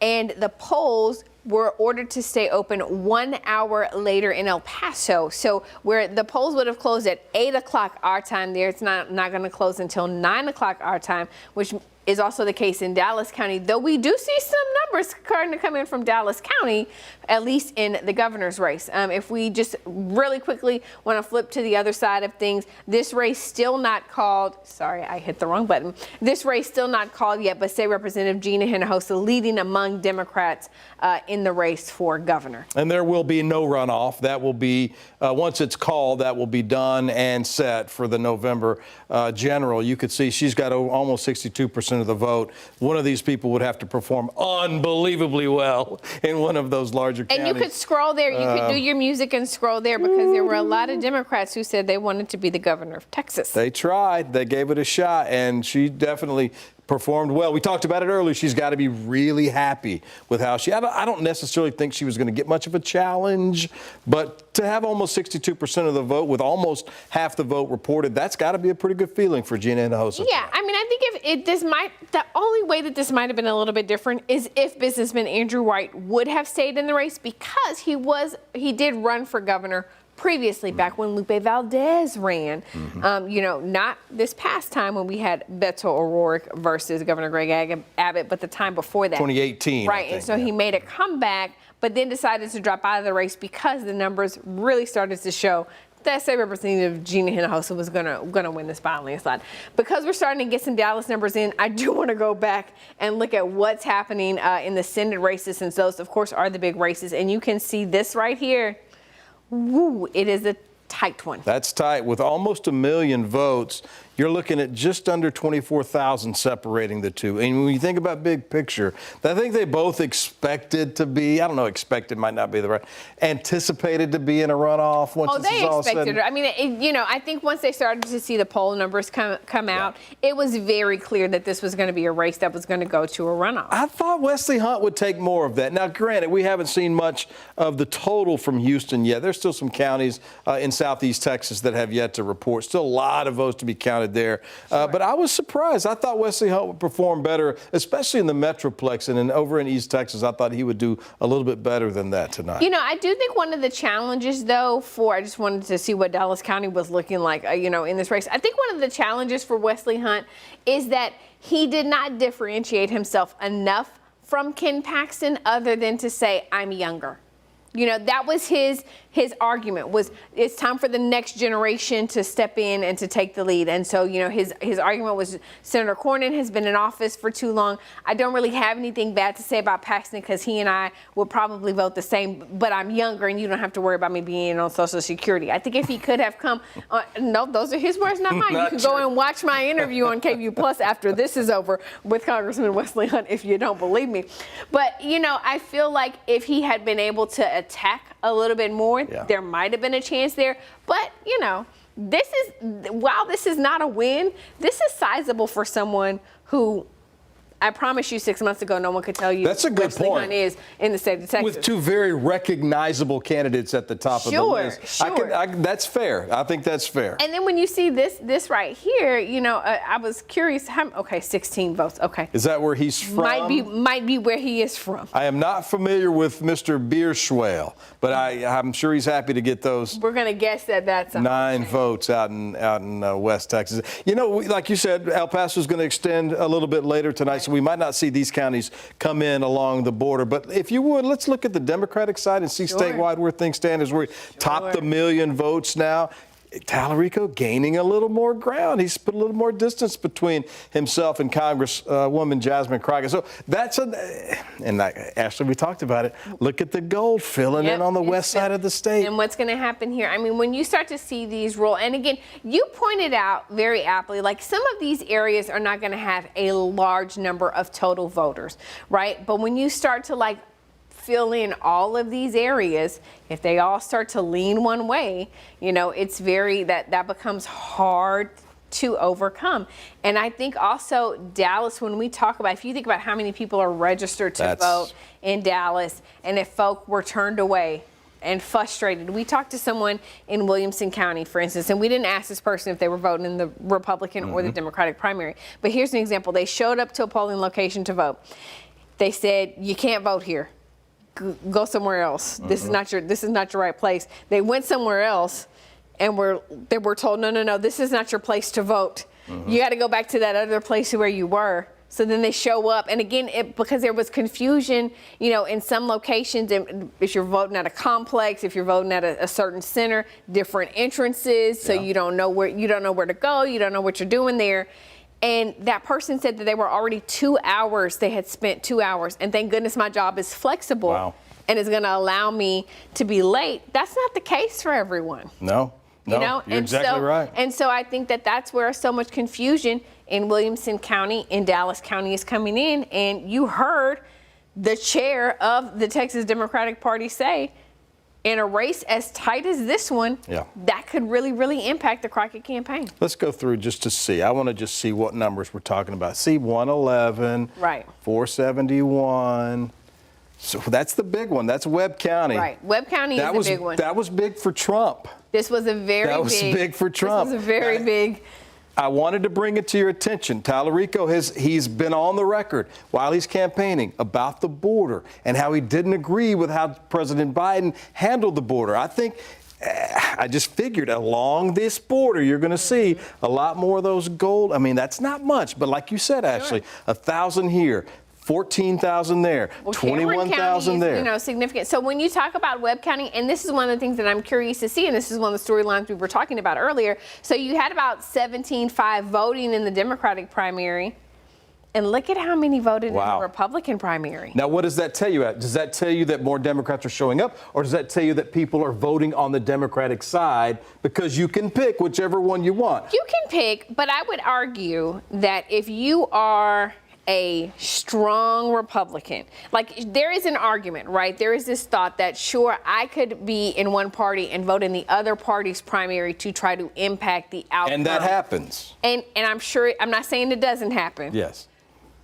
But the Republicans have been in control for a mighty long time in the state of Texas. Let me just, I just say that to say, I think we are going to see some shifting here. We saw some shifting in North Texas. We had a state Senate seat flipped red to blue. I think you're going to see people's attitudes change along the border in terms of where they started to say, okay, well, maybe we align a little bit more with the Republican Party. To say, okay, well, maybe we don't. But let me play devil's advocate. Okay. I love it. Let's play this. Let's play this game. Okay. Let's say there's a Republican down here in Webb County. Let's say they've decided, you know what? These two guys, I'm going to get a chance to vote for one of them in May. No, you don't. You want whatever party's primary you vote in. Okay, fair enough. You cannot vote in the runoff. You got to pick. That's right. You got to pick. So I just was thinking about that. I was like, well, maybe they chose to do that. But you may say, I'm okay with either one of these. You may say, okay, I'm a Republican. I'm okay. I don't care. I'm okay either way, right? I want to make sure that this person can win, though. Look how close that is. It's so close. That is going to be so close. I mean, you're talking about over 1 million votes. And let me get my paper because I wrote it down. Vote Hub, which is a pretty bipartisan voting record today. They said they expected 2.2 million Republican voters in Texas. We're about halfway there, Ashley. That's a projection. They don't know anything more than we know. But that's with 46% reporting. So, I mean, if you think we're about halfway there and they say about, that equals out, right? And then you would say, though, to your point, if you're going to vote in the other party's primary, okay, who do I think my person can beat? Do I think that is why you started to see, and I'm just going to be frank with you. I don't know if you received these text messages, but I know lots of people who have. You had a conservative group sending what appeared to be pro Jasmine Crockett text messages to people, lifting her up because of her opposition to ICE operations and Kristi Noem. Because there is this thought that if she is the nominee, that Republicans could be victorious. And those are key issues for a lot of voters. Sure. And now there's polling that suggests otherwise, right? There's polling that shows Jasmine Crockett defeats Ken Paxton. Poll after poll has showed that. But it will be interesting to see, what really happens. And as the night goes on, we're at 45%. Obviously, too close to call, too early in the night with only 1 million votes in. And Dallas County, not one of those. Dallas County, not one. That's going to be the one. We're going to be watching that all night tonight. And here's why. Okay, when we talk about the totals, she's 78,000 behind right now. If you just look at Harris County, at 65% reporting. He's 17,000 below her. So if you imagine how many people voted in Harris County, if it is similar, you know, you have these 213,000. What happens if you add in a Dallas County, right, to her total? That is why if they have 200,000 votes, 100,000 votes, and she's only 78 under, that's why this particular county is going to be so key. And to your point, El Paso, strong Democratic, you know, hold in El Paso. Voters out there. What's going to happen? That's going to be major. 9 o'clock is 9 o'clock. We're waiting for 9 p.m. 9 o'clock Central, 8 o'clock Mountain, of course, with El Paso. I read 188,000, give or take, early votes just in Dallas County. And we still don't Just even in have, and Dallas we County. don't have the Dallas County for the Democrats or total. That was total. And so, but I mean, again, we don't have any numbers out of Dallas County right now. And so that is. We're going to have this entire thing filled in, except for that one little bot. Right. You know that's how it's going to go There's tonight. some numbers, and look, there's some numbers for the Senate race in Dallas, right? And look, 65,000. So what was your number that you had? 188,000 total. Oh my goodness. So Early, just early. Yeah. And so if we're thinking about how many of those voted Republican, if you say the rest of those folks, that's more than 100,000 people voting in the. I mean, this is going to be key. This is going to tell us who's going to win. You're still less than 100,000 votes separating the two, with almost 1.1 million counted so far. It ain't over yet. It's going to be interesting. I can't remember a time like this with one county. No Williamson County numbers. Yeah, why is there's Republican votes counted in Williamson County? No, we don't have anything out of Williamson County yet. Well, but that's another one of those counties. Precinct-based voting location. But you would think that by now they would have at least dropped for us the early voting totals, and we haven't seen that come down either in either of them. That is strange. I don't know. I thought Williamson County had some Republican votes earlier, but you're right. There's nothing there yet. And here we go statewide, 1.1 million votes. That's that race is going to be. He's staying above that 50% mark. But again, you're going to watch those North Texas counties as they come in as you go towards the Dallas area there. It's funny how we speak and then things happen. Do you know why we don't have any numbers from Williamson County? Hours have been extended by 2 hours in Williamson County for those polling locations. We just got this notice in. So we told you all about this. There was a lawsuit filed because of all of the confusion over the precinct-based voting, and we're now being told that Williamson County polling locations had to be extended for 2 hours. So 2 Williamson County polling locations have been ordered to stay open until 10 p.m. tonight. It is the North Star Georgetown on Westinghouse Road. And that is a Democratic primary polling location, and then the Georgetown Annex on Wilco Way, and that will be for both Democratic and Republican primary voters. This is significant news. So all votes cast after 7 p.m. provisional ballots, that's election code dictates that, because provisional ballots take additional time to process. None of the votes cast during the extended polling hours will be processed tonight. So we're not going to get those numbers tonight. They'll be reported with the other provisional votes on Monday following the election. So that can't be right. Is that next week? We're going to have to wait a week for those? So because there is the provisional ballots, you're given a certain amount of time to approve. If you have to cast a provisional ballot, let's say there was an issue with your voter registration or an issue with your address and you are registered to vote, but there was some kind of hiccup and you cast a provisional ballot, you then have to cure the ballot. And so you have a certain amount of time that you have to cure the ballot, and that's why it is later, and that's why we have those election results that are, they become official so much later.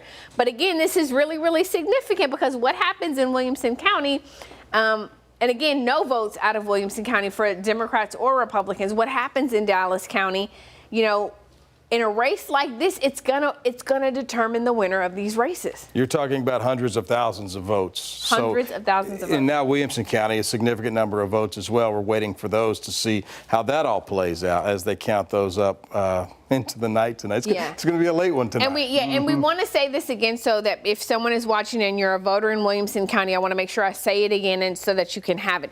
The polls in Williamson County are going to be open until 10 o'clock tonight. If you are a Democrat, you can go to North Star Georgetown. It's at 2401 Westinghouse Road. That's going to be a Democratic primary polling location.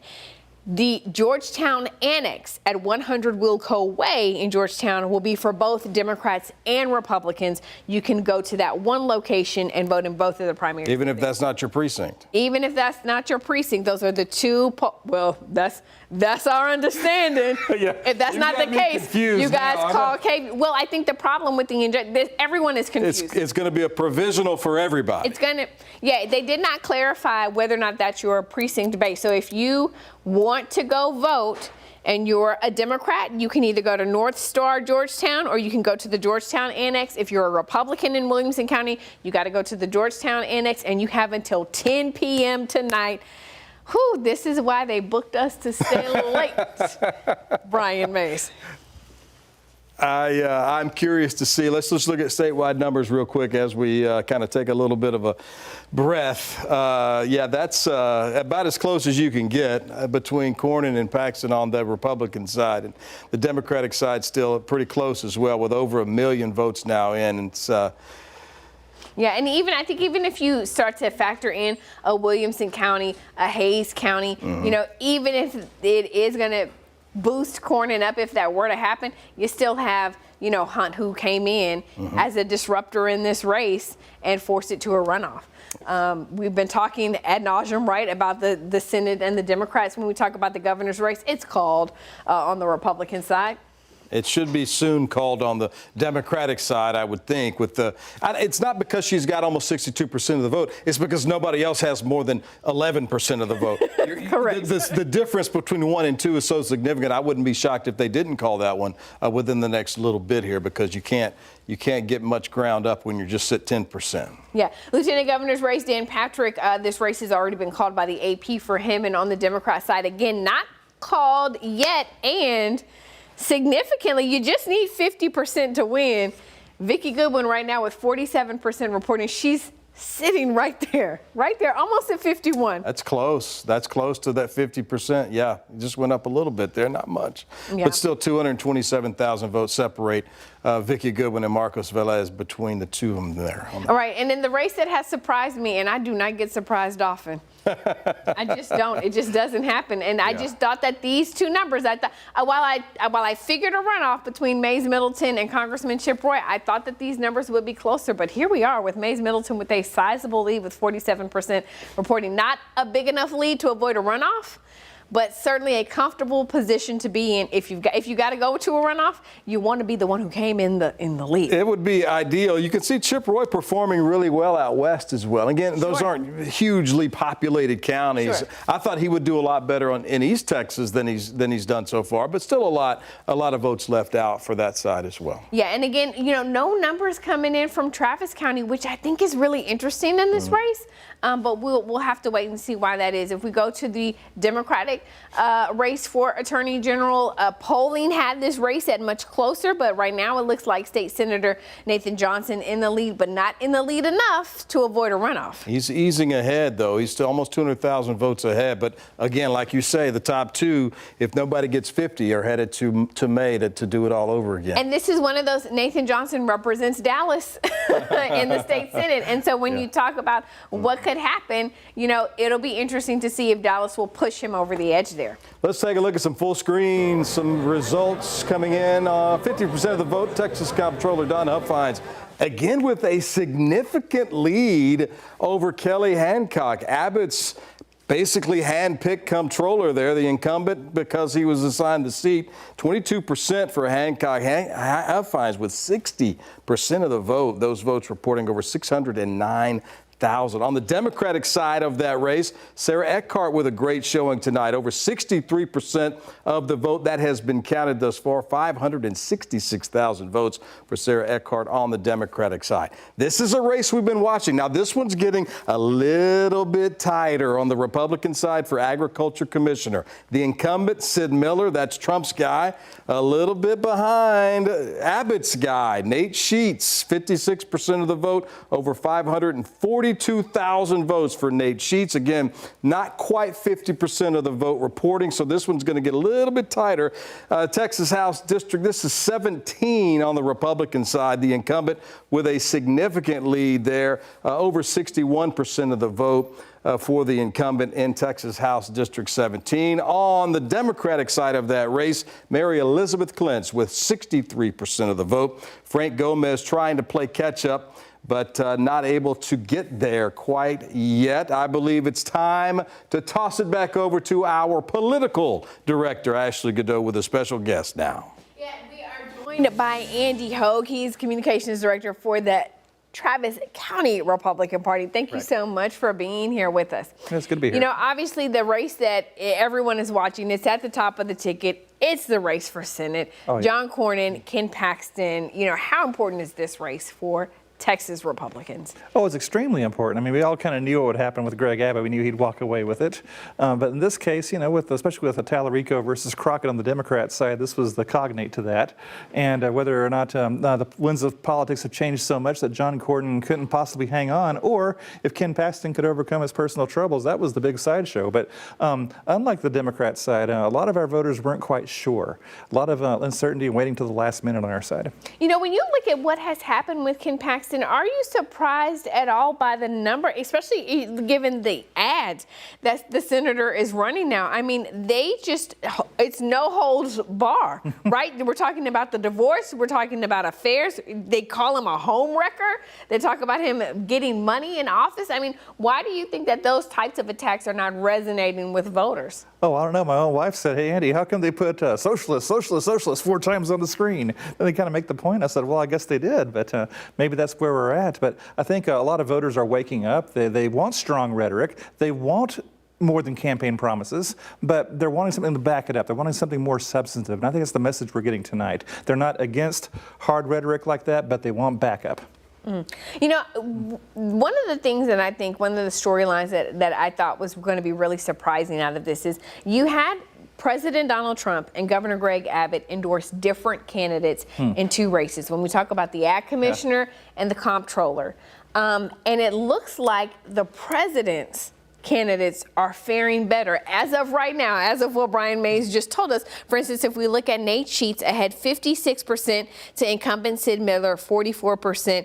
Oh, okay, that flipped actually. So let me take a step back. So Nate Sheets is endorsed by the governor, and he's doing better than Sid Miller, who was endorsed by the president. And then if you look at the other race, which is the race for Comptroller, Don Huffines, endorsed by the president, sitting at 60%. Kelly Hancock, endorsed by Greg Abbott, significantly behind at 22%. Does that tell you something about how voters feel about about endorsements in general? Yeah, I think so, especially with the Sid Miller thing. That was the very last minute. A lot of voters in early voting didn't know until Trump came to Texas. Trump was relying on surrogates in Texas to make the decisions for him. And then when we started noticing, wow, Texas is truly a battleground, that's when Trump says, hey, I want to make my own decisions, and gave us a few surprises in Corpus Christi.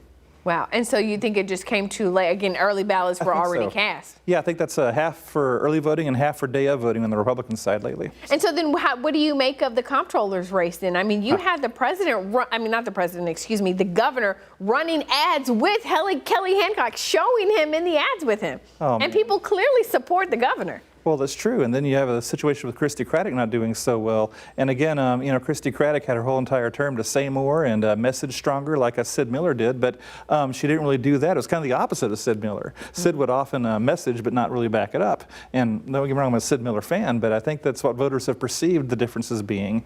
And so voters want to see somebody like a Don Huffines who ran before and didn't win. And he's not all rhetoric. He's obviously got a plan. He's obviously a business success. And they like that he was a good trooper. He came back and he didn't just leave with this tail tucked between his legs. He stayed in, he went to the fundraisers, and he stayed in the Republican Party. I think that's really paid off for him, a lot of goodwill following him.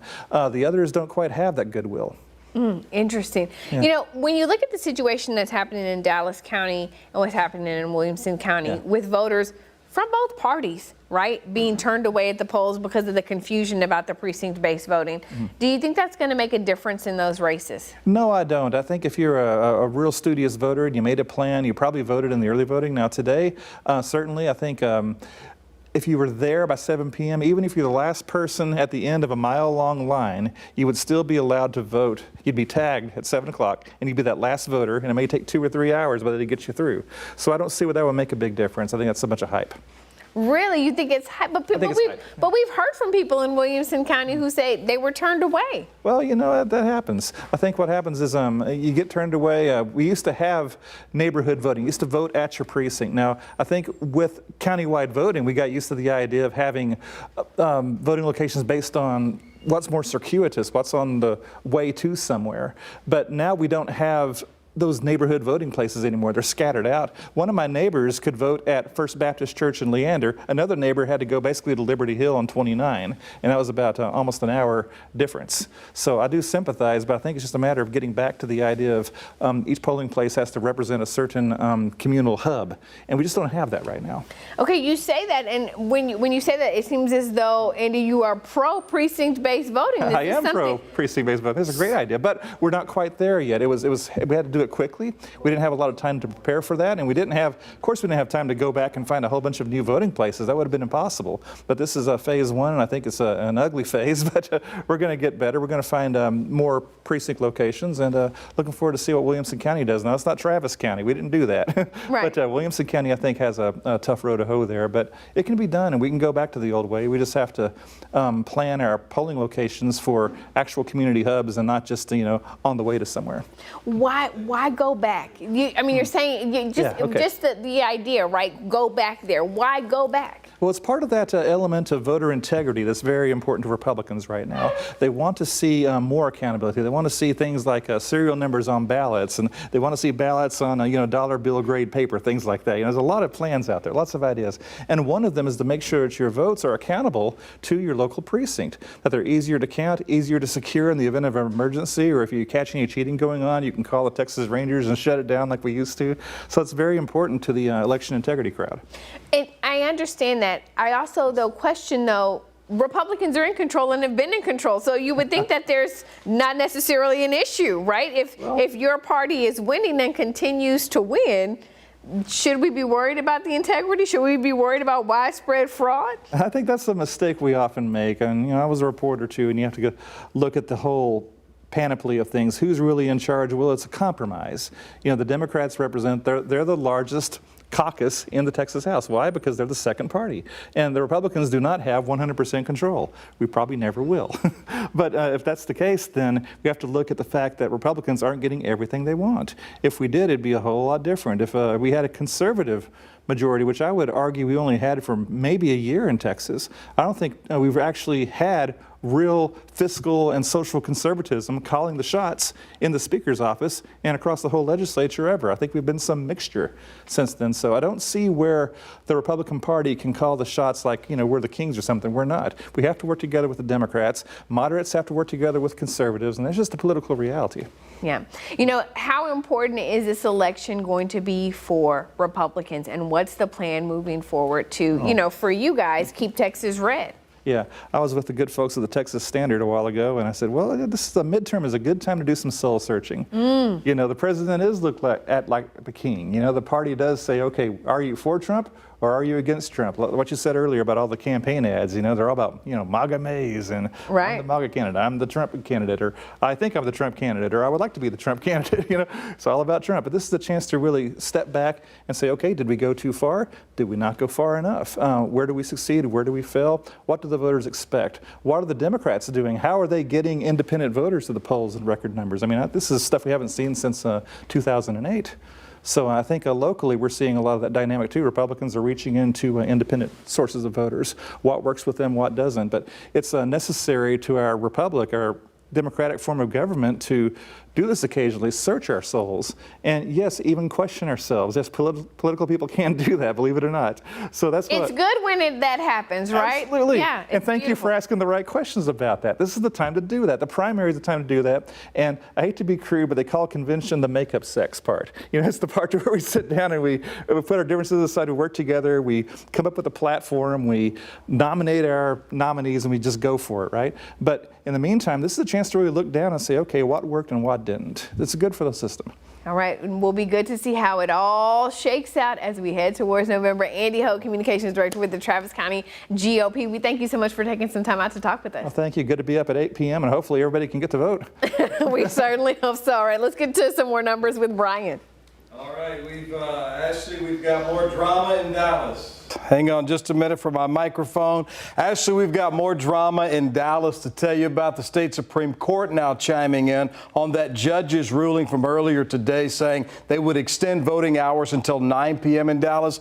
The state Supreme Court has now issued a stay on that ruling, meaning it's done for right now. They're saying that anyone that was in line before 7 will get your vote counted just like they had planned on going into tonight. If you were in line after 7, they're going to separate those votes now. The votes that were there in line before 7 will be separated from those people who lined up after 7 o'clock tonight. That's according to the state Supreme Court, essentially blocking that Dallas judge's ruling to keep the polls open. Come on in here, Ashley. We'll talk about this. As you can see on the map, some of the Republican votes in Dallas County have been counted, but now they're saying if you weren't in line by 7, you can still vote, but it's going to be separate from the votes that were cast by those who were in line by 7 o'clock. So and so when we think about legally what happened there, and by the way, when you say that, I can only imagine that something similar is going to come down impacting people in Williamson County, right? We just told you guys a moment right before the interview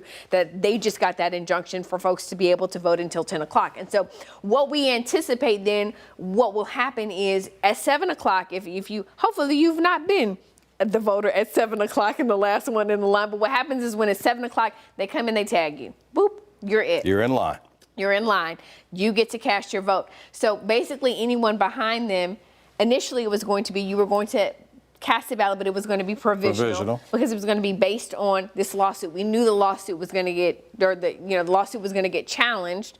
And so now you have this stay. Mm-hmm. And so those folks are still going to vote. They're just going to go into a separate pile, and then there's going to be a big old legal fight. Therein lies the problem.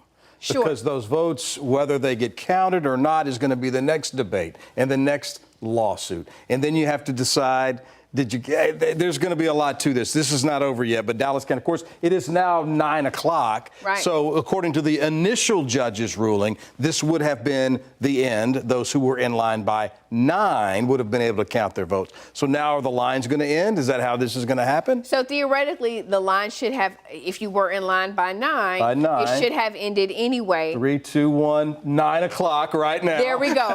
So and we don't have, and I hate that we don't have this. We're standing right here. We're not looking at our information. What happened in El Paso? El Paso was also delayed by a court order for another hour, which took them to 9 o'clock our time, 8 o'clock their time. They got 1 extra hour. We don't know. Brian is not texting his wife. He's trying to figure out what's going on with El Paso. I was trying to read the ruling. It doesn't say anything about Williamson County. It doesn't say anything about El Paso. So it is one ruling. I can't help but to think, though, if that happened in Dallas County, and we know a similar lawsuit was filed in Dallas County and Williamson County, because those were the two counties that decided to test out this precinct-based polling this time around, and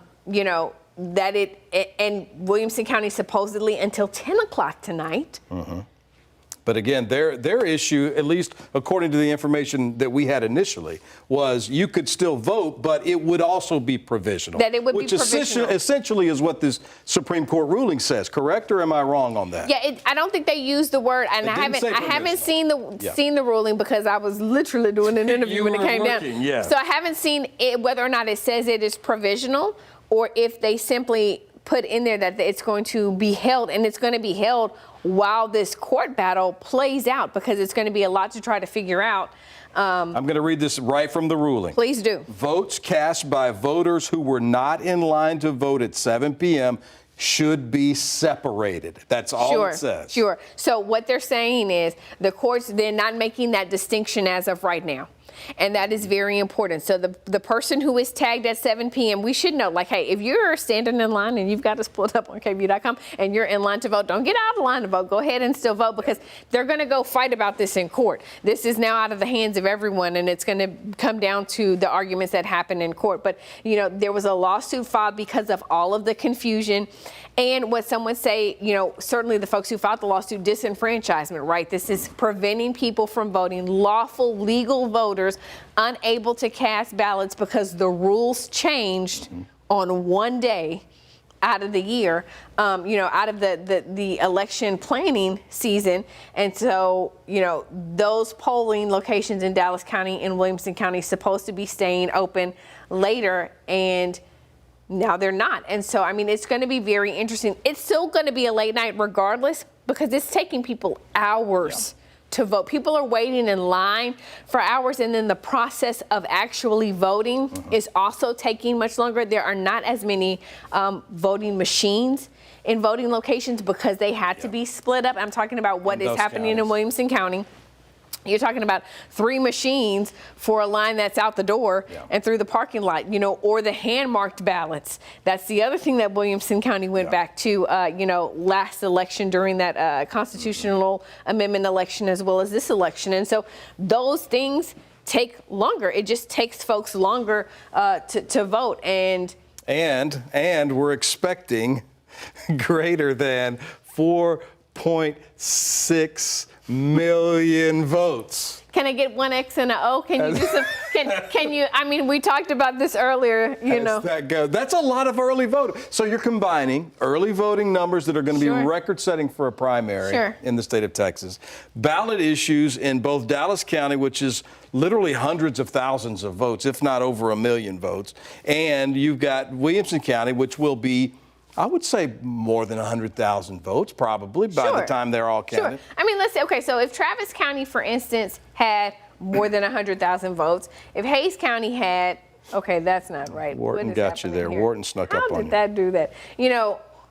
I'm surprised. Okay, that's 63%. I'm a little surprised, Hayes County, that's all the votes that you have. I'm a little surprised, but I feel like if Travis County had that, you're going to have about that much in Williamson County, and you just don't know. And at the end of the day, that Williamson County, Dallas County in particular, what will happen in Dallas County will greatly impact Jasmine Crockett's campaign. Do Republican Hayes County. Let's see how many that was. Still 11. Many. That's 30,000. I'm really surprised, Hayes County, that the voter turnout is so significantly smaller than it is in Travis County. I do not know why we still do not have nothing on the Republican side. On the Republican side in Travis County yet. Travis County, I'm so confused. But 136,000 on the Democratic side there. Uh-oh, I'm getting a message. Let me just make sure. He wants to make sure. We're talking about the wife. It might be the wife. It was actually the wife. Oh, that's good. That's great. She said, "Why aren't you texting me?" So I'm sorry about that. Don't get in trouble. Please, Mrs. Mays, it's okay. She's waiting on Williamson County like everybody else, and it's going to be a long night yet. Tell her I won't be home soon because we don't know what's going to happen, with the rest of this. Williamson. Oh, look at this, though. El Paso, we're starting to get some numbers in, and is it not working? There it is. Here we go. We talked about El Paso and what was going to happen with El Paso, and this is certainly interesting to see, going strongly for State Representative James Talarico with 59% of the precincts out there reporting. If we switch to the Senate race in El Paso, sticking with Cornyn. Those two are right at the top, though, and I think most counties actually are going to be that exact. One is going to, lead the other, and then they're going to swap, but they're going to be around 42, 44% for the leader, I think, for most of those big counties in the state. Yeah, it's going to also be interesting to see, what happens. I'm interested to see how Williamson County feels about Senator Cornyn versus Attorney General Paxton. I think that is going to be very interesting to watch. It's not going to change the outcome. No, we're going to a runoff here. I think that is pretty safe to say. Everyone assumes that that's the case. The candidates have long said that that is going to be the case. But the race not called yet, and I think all of this confusion with the polls is not going to help anything. It's a shame that's happened too, because this has been, like we talked about, just such a great turnout. Early voting numbers we're way up today. You've seen lines all around the block in different places. So it's a shame that it's kind of going to come down to this whole legal fight between who got to vote, who didn't get to vote, who was in the wrong place at the wrong. It's a shame that that's happening, because we've had record turnout, which is what we've all been wanting. Everybody get out and let your voice be heard. And now we're finally seeing that, but it's going to be overshadowed by some of these things that are happening in Dallas County and in Williamson County. And the hope is that doesn't discourage people, right? Because sometimes people have one bad experience and they don't go back. And that is what is, I think, the thing that we really have to watch for is what's going to happen in November. Is what happened this time going to impact people And what's going to be the case in November? Are we going to have precinct-based voting in these counties in November? Yep. Could it expand to more counties in November? Could. You know, you heard Andy Hoog say Republicans like this. You know, they're fans of this system of voting in Texas. This is where they want to see things go. So it will be interesting to see whether or not that actually happens as we move forward to November, or if other counties are going to say, yeah, no, that was a disaster. We'd rather just leave it alone. I think the latter. What's the AG's race looking like, Ashley? The AG's race is the fun race to watch because I say it's fun race to watch because we thought it was going to be a closer race. And it's not as close as we thought it was going to be. No, but it's still in runoff territory. And I think that's what it's still in runoff territory, but I mean, this is where you talk about, when you talk about polls and the methodology and this, that, and that, and that's why we say the only poll that matters is what really happens on election day. Congressman Chip Roy was leading in all the polls. All the polls. All the polls, don't get me wrong, had this going to a runoff. No poll was like it's going to be an outright win, but he was leading, and that's not the case. And this is the power of messaging. This is the power of advertising. It's the power of the money. And where do you advertise? You advertise in big markets like Dallas. Yep. You advertise in big markets like Houston, and that's where he's performing the best. Yeah, yep, absolutely. And Houston, not as much. I mean, you know, I like to think people from certain areas get in. He's from Galveston County. Oh, hello, Ashley. Hit Chambers. Hit the wrong side of the bay. It's very sensitive, the touchscreen. Just kidding. So Galveston, you expect that to go to him. He represents. And again, the thing about Mays Middleton is he carried a lot of the controversial, you know, the conservative legislation, and then he turned around and advertised on it. Yeah. Right? And so that MAGA Mays, he said. MAGA Mays, yeah. And that resonated with so many voters. We add that. Let's just add MAGA Mays. Okay. No relation. I spell it with actually it's my last name, so there would be no relation. But that's kind of how that works. With a 42.5% of the vote, he's got to feel pretty good. He's got to feel pretty good. You know, I feel like people are like, well, you have all these other races on here, and you're not showing us. Well, it's because we don't have Travis County and numbers yet. Reporting in yeah. it, So this is zero, so just so you guys know, that's why we're not telling you about some of these state house races, is because Travis County, for whatever reason, isn't giving us numbers yet. So we don't have anything, unfortunately, at this point in the evening to tell you about these races. We can look at some of the other, well, maybe. Taking a break, he was getting some water.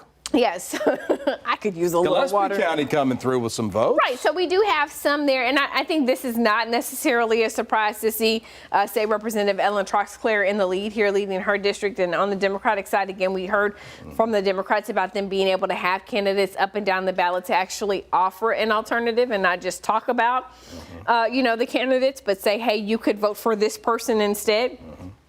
Look at this. Tell me every vote doesn't matter. 17 votes out of 805. That's about as tight as you can get. I mean, out in Gillespie County on the Democratic side. Every vote counts. And again, so this is one of the... I love that district, by the way. Is that not the greatest district? State Senator Judith Zaffarini, she is the dean of the State Senate, the longest serving member, excuse me, of the State Senate. Do you need a drink? Can someone bring Ashley I'm just going to step right here. You go right ahead. You talk. I'll take over for just a minute. I'm just going to go back to the totals for just a second as we watch the vote come in. 1.2 million votes. This is statewide. This is the race for the Republican seat on the Senate seat on the Republican side. Still in runoff territory there. Let's just click through. James Talarico actually gaining a little bit of ground. Do you want to come back in? I'll get out of your spot there. No. Almost 54% of the vote. And you're talking about 1.2. We're about halfway. Oh, look at that. We're almost exactly halfway. That's he's got to feel pretty good. He's filling in. We talked about he's filling in these border counties, which he campaigned. I didn't do it. I didn't like the way Biden did it. I'm not in favor of the way Biden did it. That resonated along the border, I think. You have to have that level of messaging. You have to understand that folks in these border communities are on the front lines of what everyone on both sides of the aisle acknowledge was a humanitarian crisis. 100%. What was happening at the border, people dying, it is a crisis there. And so I think that you cannot sell that any other sort of way and think you're going to resonate with these voters. You cannot do it. But again, his lead is significant, but what is going to, you can't, that's why I feel like I don't want people to get a little too, like, I want you to have cautious, I want you to look at this cautiously because this is going to play a significant role. Yeah. Dallas County just is. Now, some of that could, if Williamson County does in fact go for, you know, sort of the hometown candidate, some of that will cancel some of it out, but we don't even know the voting totals out of Dallas County. What race did we have that we could go back? Was that the governor's race? What race was it we could go back in time?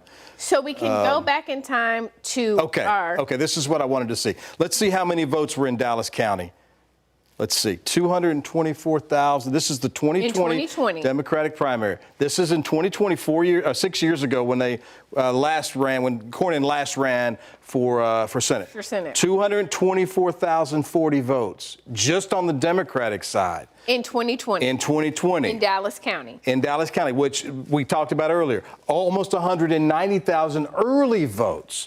So you're talking about a number that's probably going to be 60 to 70,000 more. Okay, we're hearing Jasmine Crockett is speaking now. We want to listen in right now to her campaign. Dallas County should have the second largest voter participation of any county in this state. We don't have any of the results because there was a lot of confusion today. And so, you know, our Democratic Party chair, Cardall Coleman, he beat me to the punch, as myself and Colin all read. We're about to file a lawsuit to keep the voting polls open. We were able to keep the polls open, but I can tell you now that people have been disenfranchised. The reason that we knew that there were problems is because we were receiving the phone calls and the emails. The polls were supposed to stay open until 9. According to a court order. The Supreme Court, just a few minutes ago, just said, shut it down. The Supreme Court also said that they are to separate any votes out that came in after 7 p.m.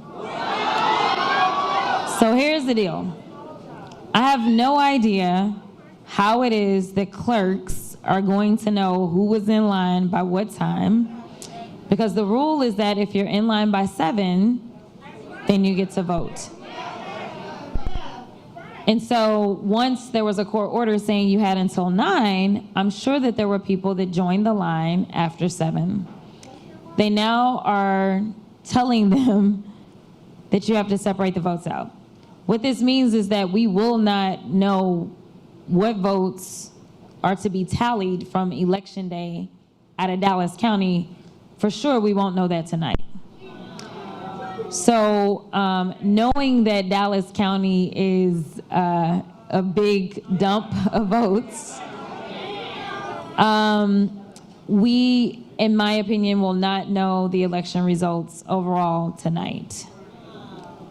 We need to see the Dallas County votes to see where they are. I mean, if the early vote comes in, which we may have the early vote soon, if it comes in and I'm losing Dallas County, then we know kind of where this thing is going.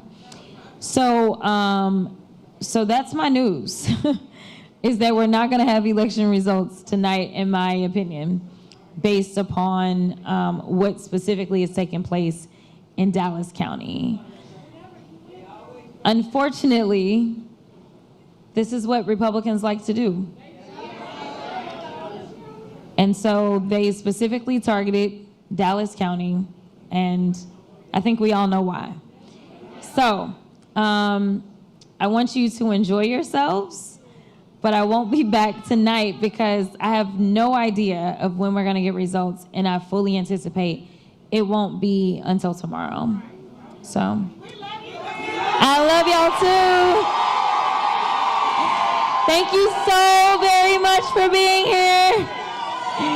Love you down. I love you down, Dallas.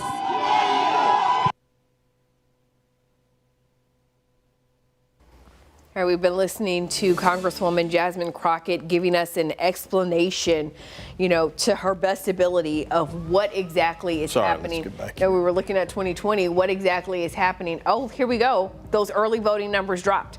for Dallas County. And so if we go back to the totals, we just want to go back to the totals for a minute, but it does look like we have some numbers. To wrap up what you've just been listening to is sort of this confusion that has happened with the precinct-based voting. Dallas County, Williamson County, instituted, the Republican parties there decided that they were going to run their own election on Election Day solely for the primaries. Remember, and people are going, wait, they're running their own elections. The primaries, the reason we talk about it in plural is because these elections are actually run by the Democratic Party and the Republican Party. And what happens is they contract with the county in order to facilitate the voting, but these elections are actually the party's elections. They are not the county's elections. And so when one of the parties decides that they're going to do precinct-based voting, which is you have to vote based on your precinct number, the other party has to comply. They don't get a choice. They can still contract, and that's what happened. You had the Democrats in Williamson County, for instance, the Democrats in Dallas County. They still contracted with the county to do all of sort of the legwork and those sort of things, but the rules were different because of what the Republicans wanted to do. That's caused confusion in Dallas.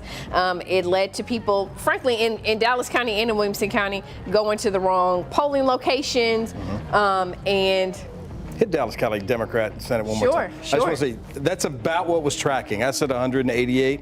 This is you said 190. You said 190. This is probably right at that early vote. And so that's that early voting total. And you expect to see Dallas County, which again, you know, the second largest voting county in Texas, we expected this to go to Congresswoman Crockett. This is her home county, right? Harris County, obviously the biggest county. She's doing well there too. And she's doing well there in Dallas County. But if this is just the early vote and you don't know Election Day, and Election Day is double this, you know, or I shouldn't say double. It's the same amount, typically the same number of voters turn out on Election Day as they do through all of early voting. It's a lot of votes. And so that's a lot of votes. Yeah. And it can make a difference in a race where she's down by 70,000. Is that, can you hear that? Does that mean your ears? I can hear that. What we're hearing is James Talarico's Election Night Watch Party. Our very own Darrenisha Heron is there live. It's right here in Austin. Darrenisha, how are things looking out there? What's the mood? Are they concerned about Dallas County? Show you this. This is the Republican Senate contest in Dallas County. Hey, Ashley, they don't seem too concerned, but I will say they are locked in right now on what's happening. You can see everybody is huddled around the television, just watching as the numbers roll in. And as the numbers roll in, we're hearing a lot of cheering, of course, because so far,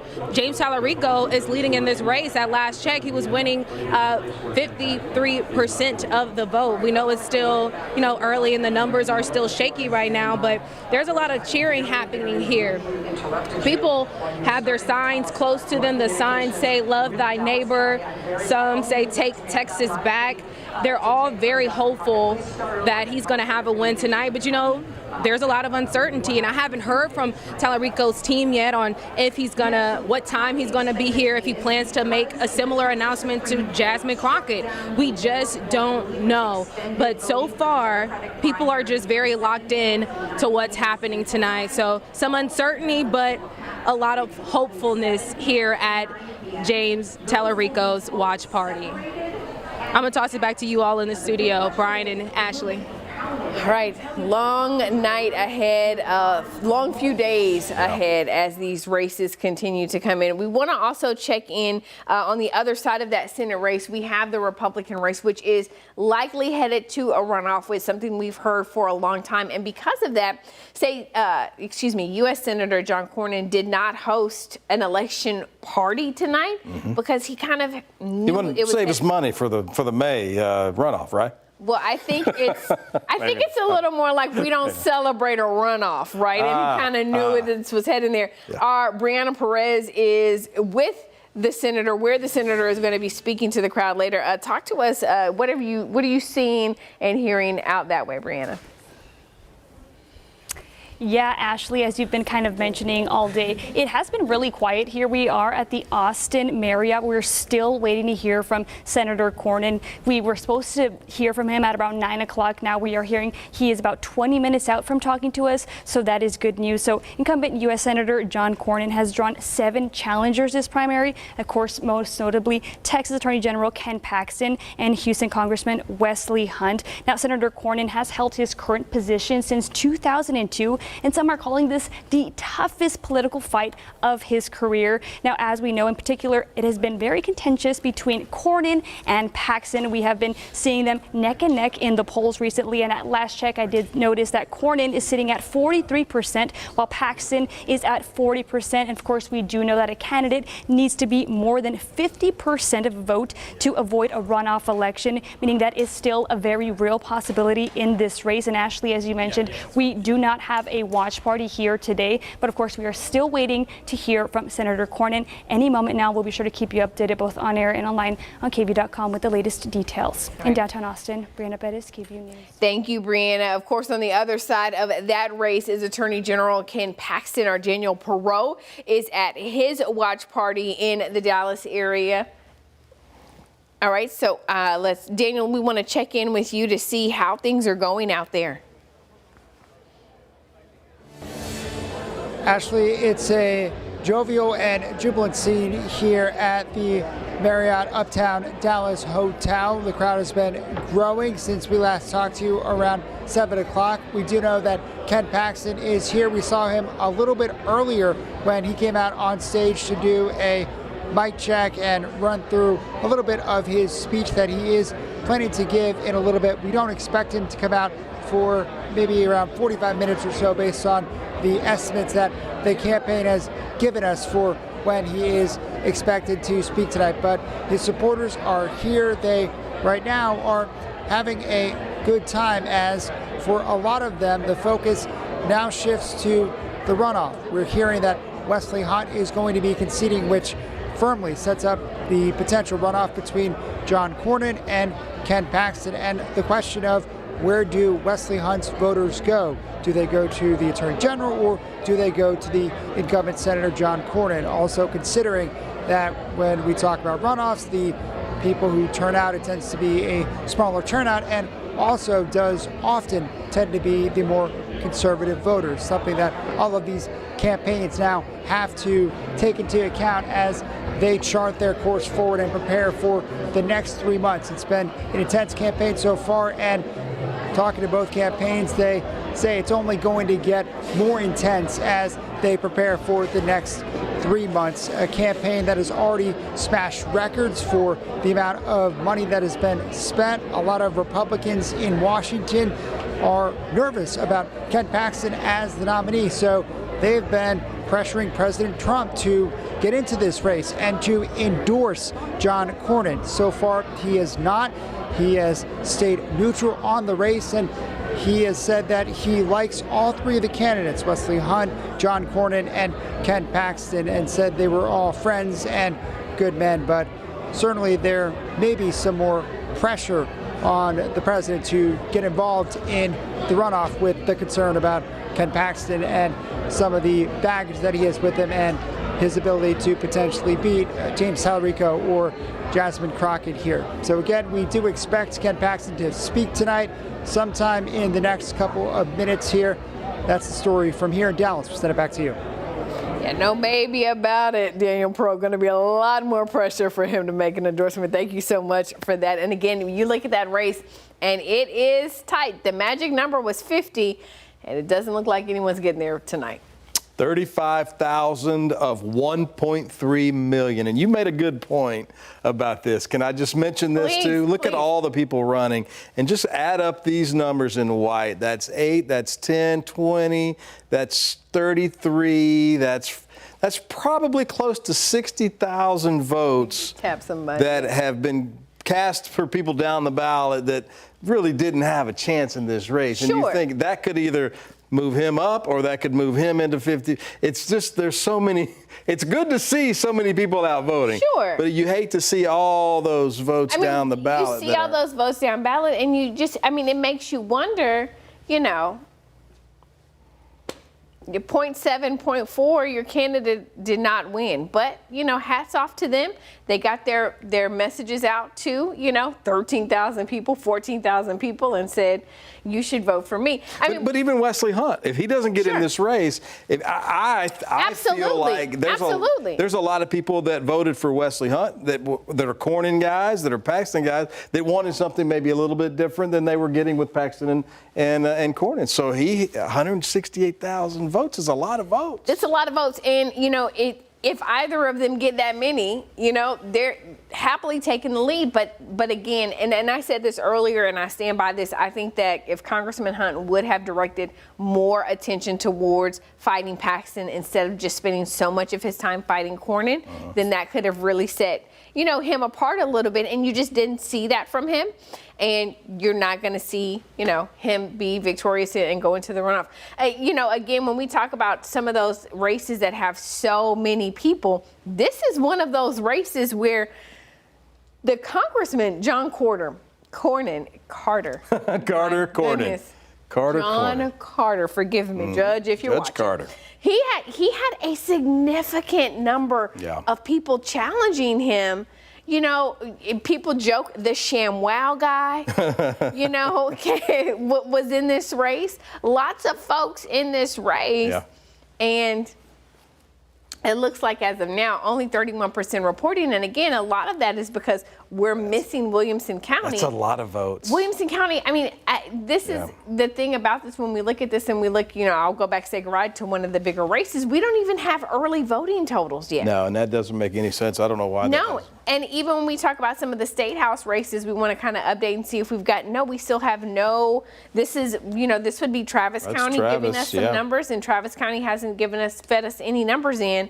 Not even the early voting numbers not have dropped after 9:30. These are questions that, trust me, we will be asking when we are off of air. Because the polls have been closed in Travis County now for 2.5 hours. And normally when the polls, it used to be when the polls closed, we got the first drop of the early voting totals. Now there was, you know, at one point a hubbub of they couldn't start counting and things like that until things closed. But you had counties from across the state give us those early voting totals when the polls closed. And so it's just interesting to see, you know, how it's all shaking out. So if you're wondering why we have so many lovely buttons, but we're not pushing them, it's because we have no numbers to tell you about because the numbers haven't rolled in.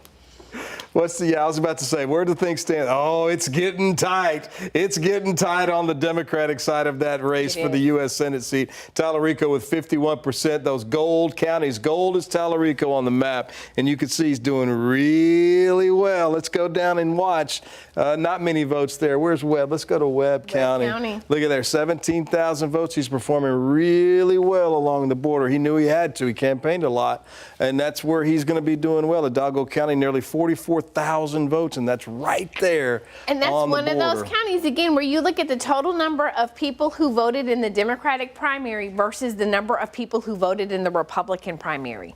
And that's a huge difference. That is a telling thing about, I think, what we're going to potentially see in November. And this is going to be the challenge for Republicans, is when you start to look at how many people turned out, you know, in the border community, how many turned out in the Republican primary versus the Democratic primary, whichever race you want to look at, right? That's going to be really, really big for them. Even when we look at what happened in these counties, you know, how many people voted for Greg Abbott versus how many people voted for Gina Hinojosa. That is significant. That is a very good point to see the difference. 41,000 to what was the Republican side? 12,000. That's interesting. That is big. And it's big because there was so much talk about President Trump flipping the border, winning the border, the advances that the Republican Party were making in South Texas, and then he gets into office and things start to change again. Looks a lot different now, doesn't it? Indeed it does. Indeed it does.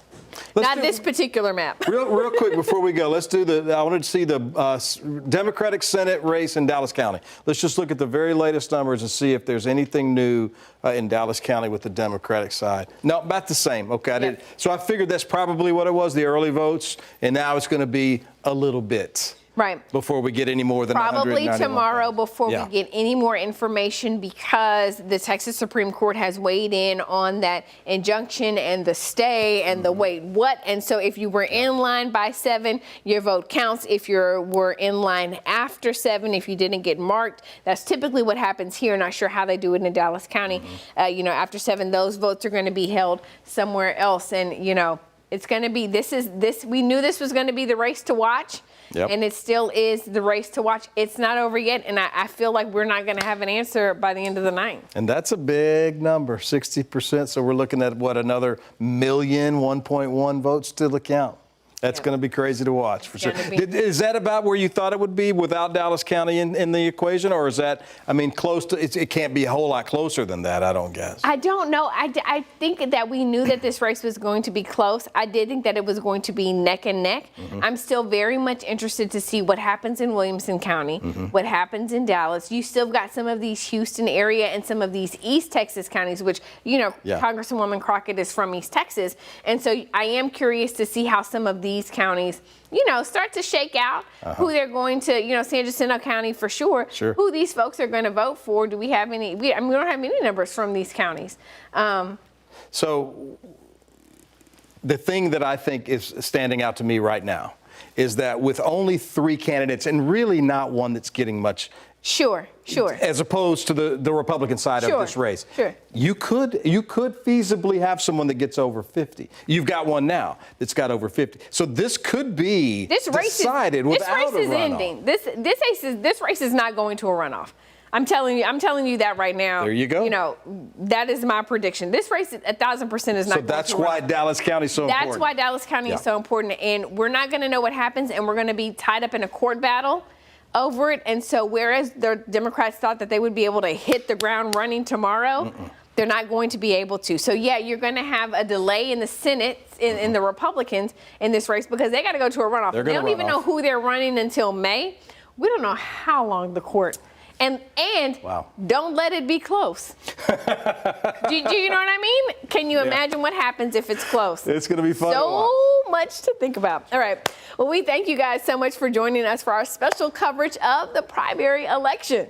That's right. It's not over yet, though. We're going to continue to bring you the speeches from the candidates and other results streaming right here on KVUE Plus all night long. We'll, of course, be back for you, too, on KVUE News at 10 and streaming on KVUE Plus as well. So don't forget to watch. We'll see you then.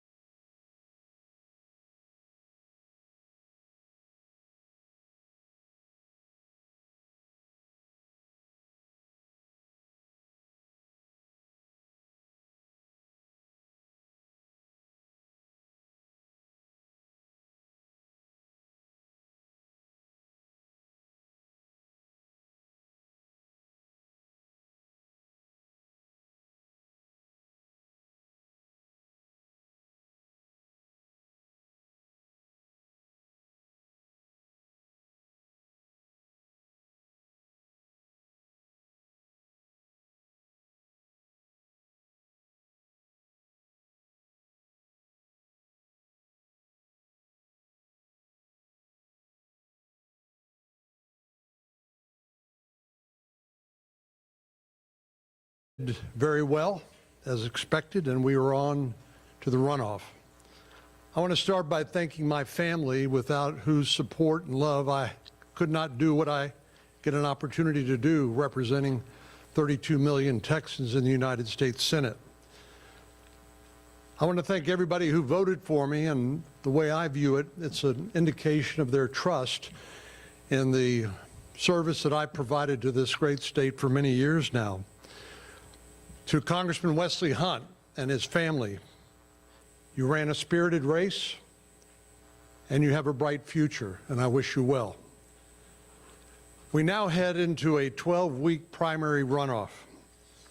Elections are about choices, and the choice in the Republican race for the U.S. Senate is crystal clear. I've worked for decades to build the Republican Party, both here in Texas and nationally. I refuse to allow a flawed, self-centered, and shameless candidate like Ken Paxton risk everything we've worked so hard to build over these many years. There is simply too much at stake in this midterm election for our state and for our country.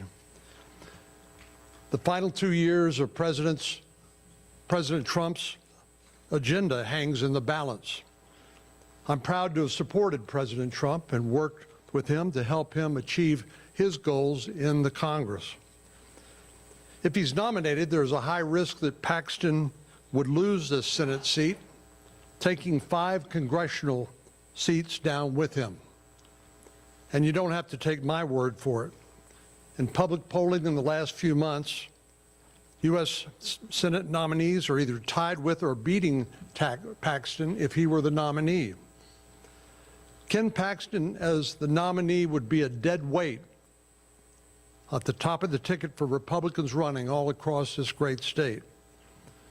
Over the next 12 weeks, Texas Republican primary voters will hear more about my record of delivering conservative victories in the United States Senate and learn more about Ken's indefensible personal behavior and failures in office. Just like the primary, we have a plan to win the runoff, and we are in the process of executing it. Judgment Day is coming for Ken Paxton. Thank you all.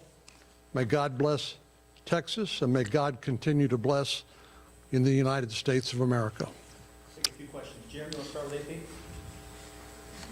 Senator, typically a runoff can be a problem spot for an incumbent who's got an upstart. Do you feel like, what do you feel like you need to do to motivate your voters versus Ken Paxton's voters? Well, fortunately, I've had the experience of winning a runoff previously when I was Attorney General. I won a contested runoff for the Republican nomination then.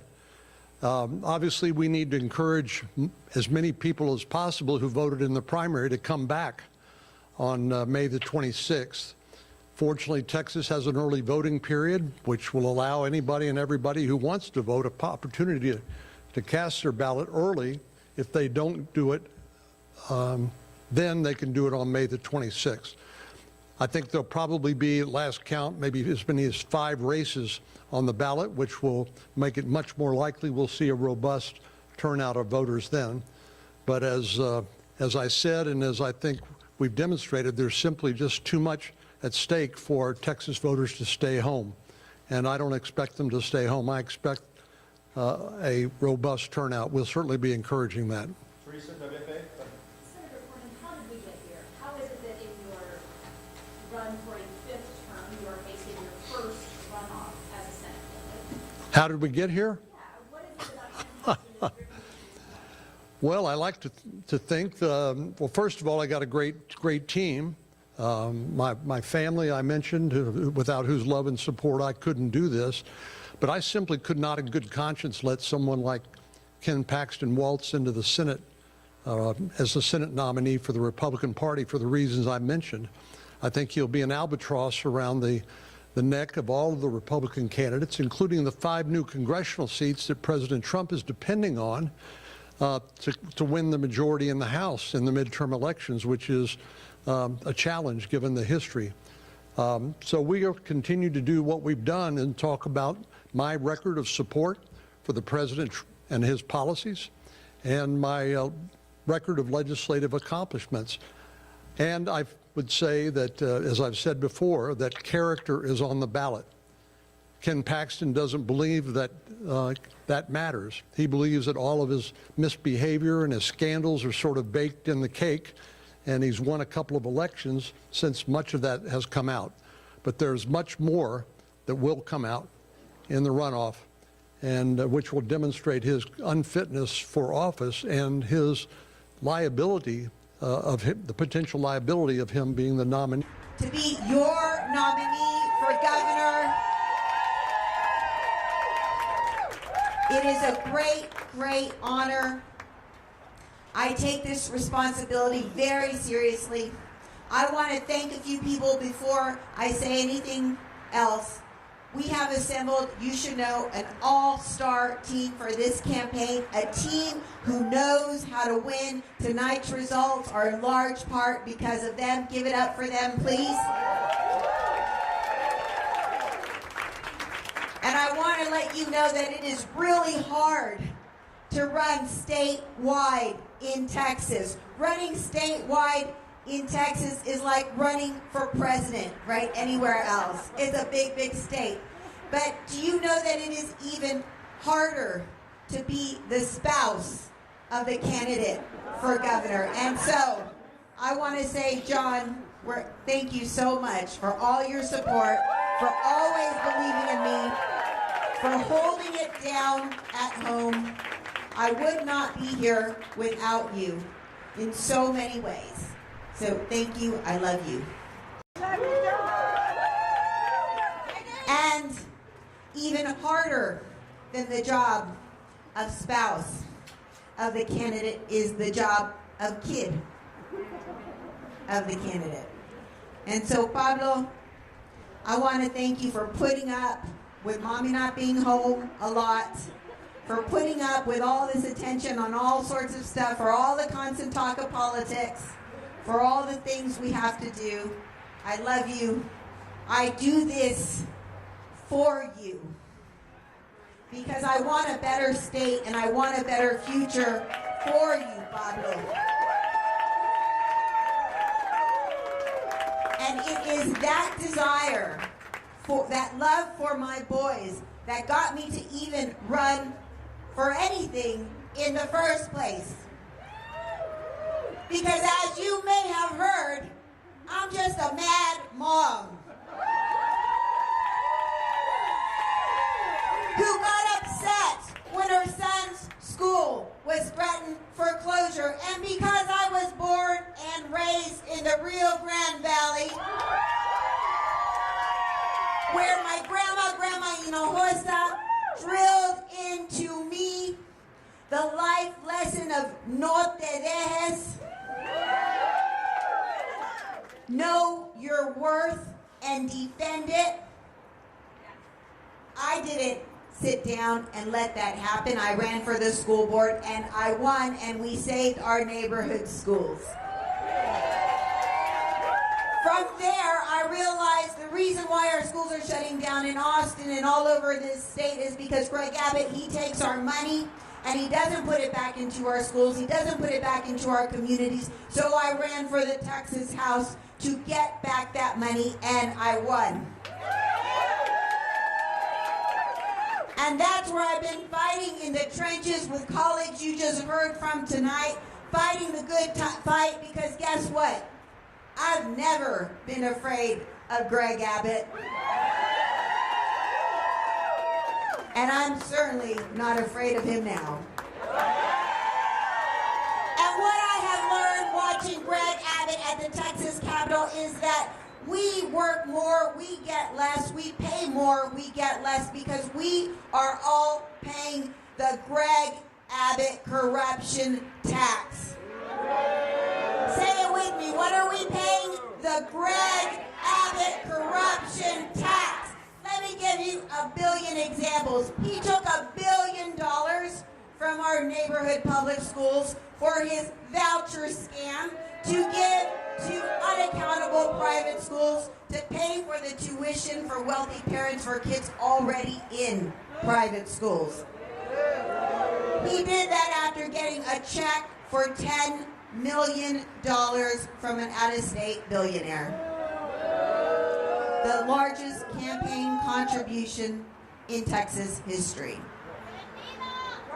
That's right, because Greg Abbott is the Mordida governor. Your electricity bills, does it feel like it costs more and more to pay your electricity bills these days? Because it does. Because after Winter Storm Uri, when we were literally freezing to death in our homes, and the gas companies withheld the fuel we needed for the grid until the prices were so high that they could make billions of dollars in profits in hours, Greg Abbott let them get away with it and then decided that we would foot the bill for those profits. He got a $1 million campaign check from the CEO of one of those gas companies for his troubles. This community recently learned that it lost a beloved young man, an American, a Texan, who was the first American we now know of who died at the hands of ICE. Ruben Ray Martinez. We learned about a week ago that almost a year ago, he was killed in the valley in South Texas by ICE. Greg Abbott knew that one of our own was killed at the hands of the federal government, and he kept silent. He did not seek accountability for the people of Texas. He concealed it. We will get answers. He also made the decision that Texas would be the only state in the whole United States of America to lock up little children in detention centers with their parents, like little Liam, who was locked up here in San Antonio, because Greg Abbott, after receiving tens of thousands of dollars in campaign contributions from the private prison companies who now run these detention centers, he created a new kind of licensing to allow this to happen in Texas. Anywhere else, this would be prosecuted as child abuse. But this is the corrupt reality we are dealing with in Texas. The thing is, though, that all over this state, Texans are changing that reality. Texans are wising up, and Texans are rising up all over this state. We see in the public polling that Greg Abbott is the most unpopular person on the ballot in November. He is more unpopular than John Cornyn. He is more unpopular than Ken Paxton. Yes, he is. And then Dan Patrick. And polling shows that Greg Abbott and I are in a statistical tie in this race in November.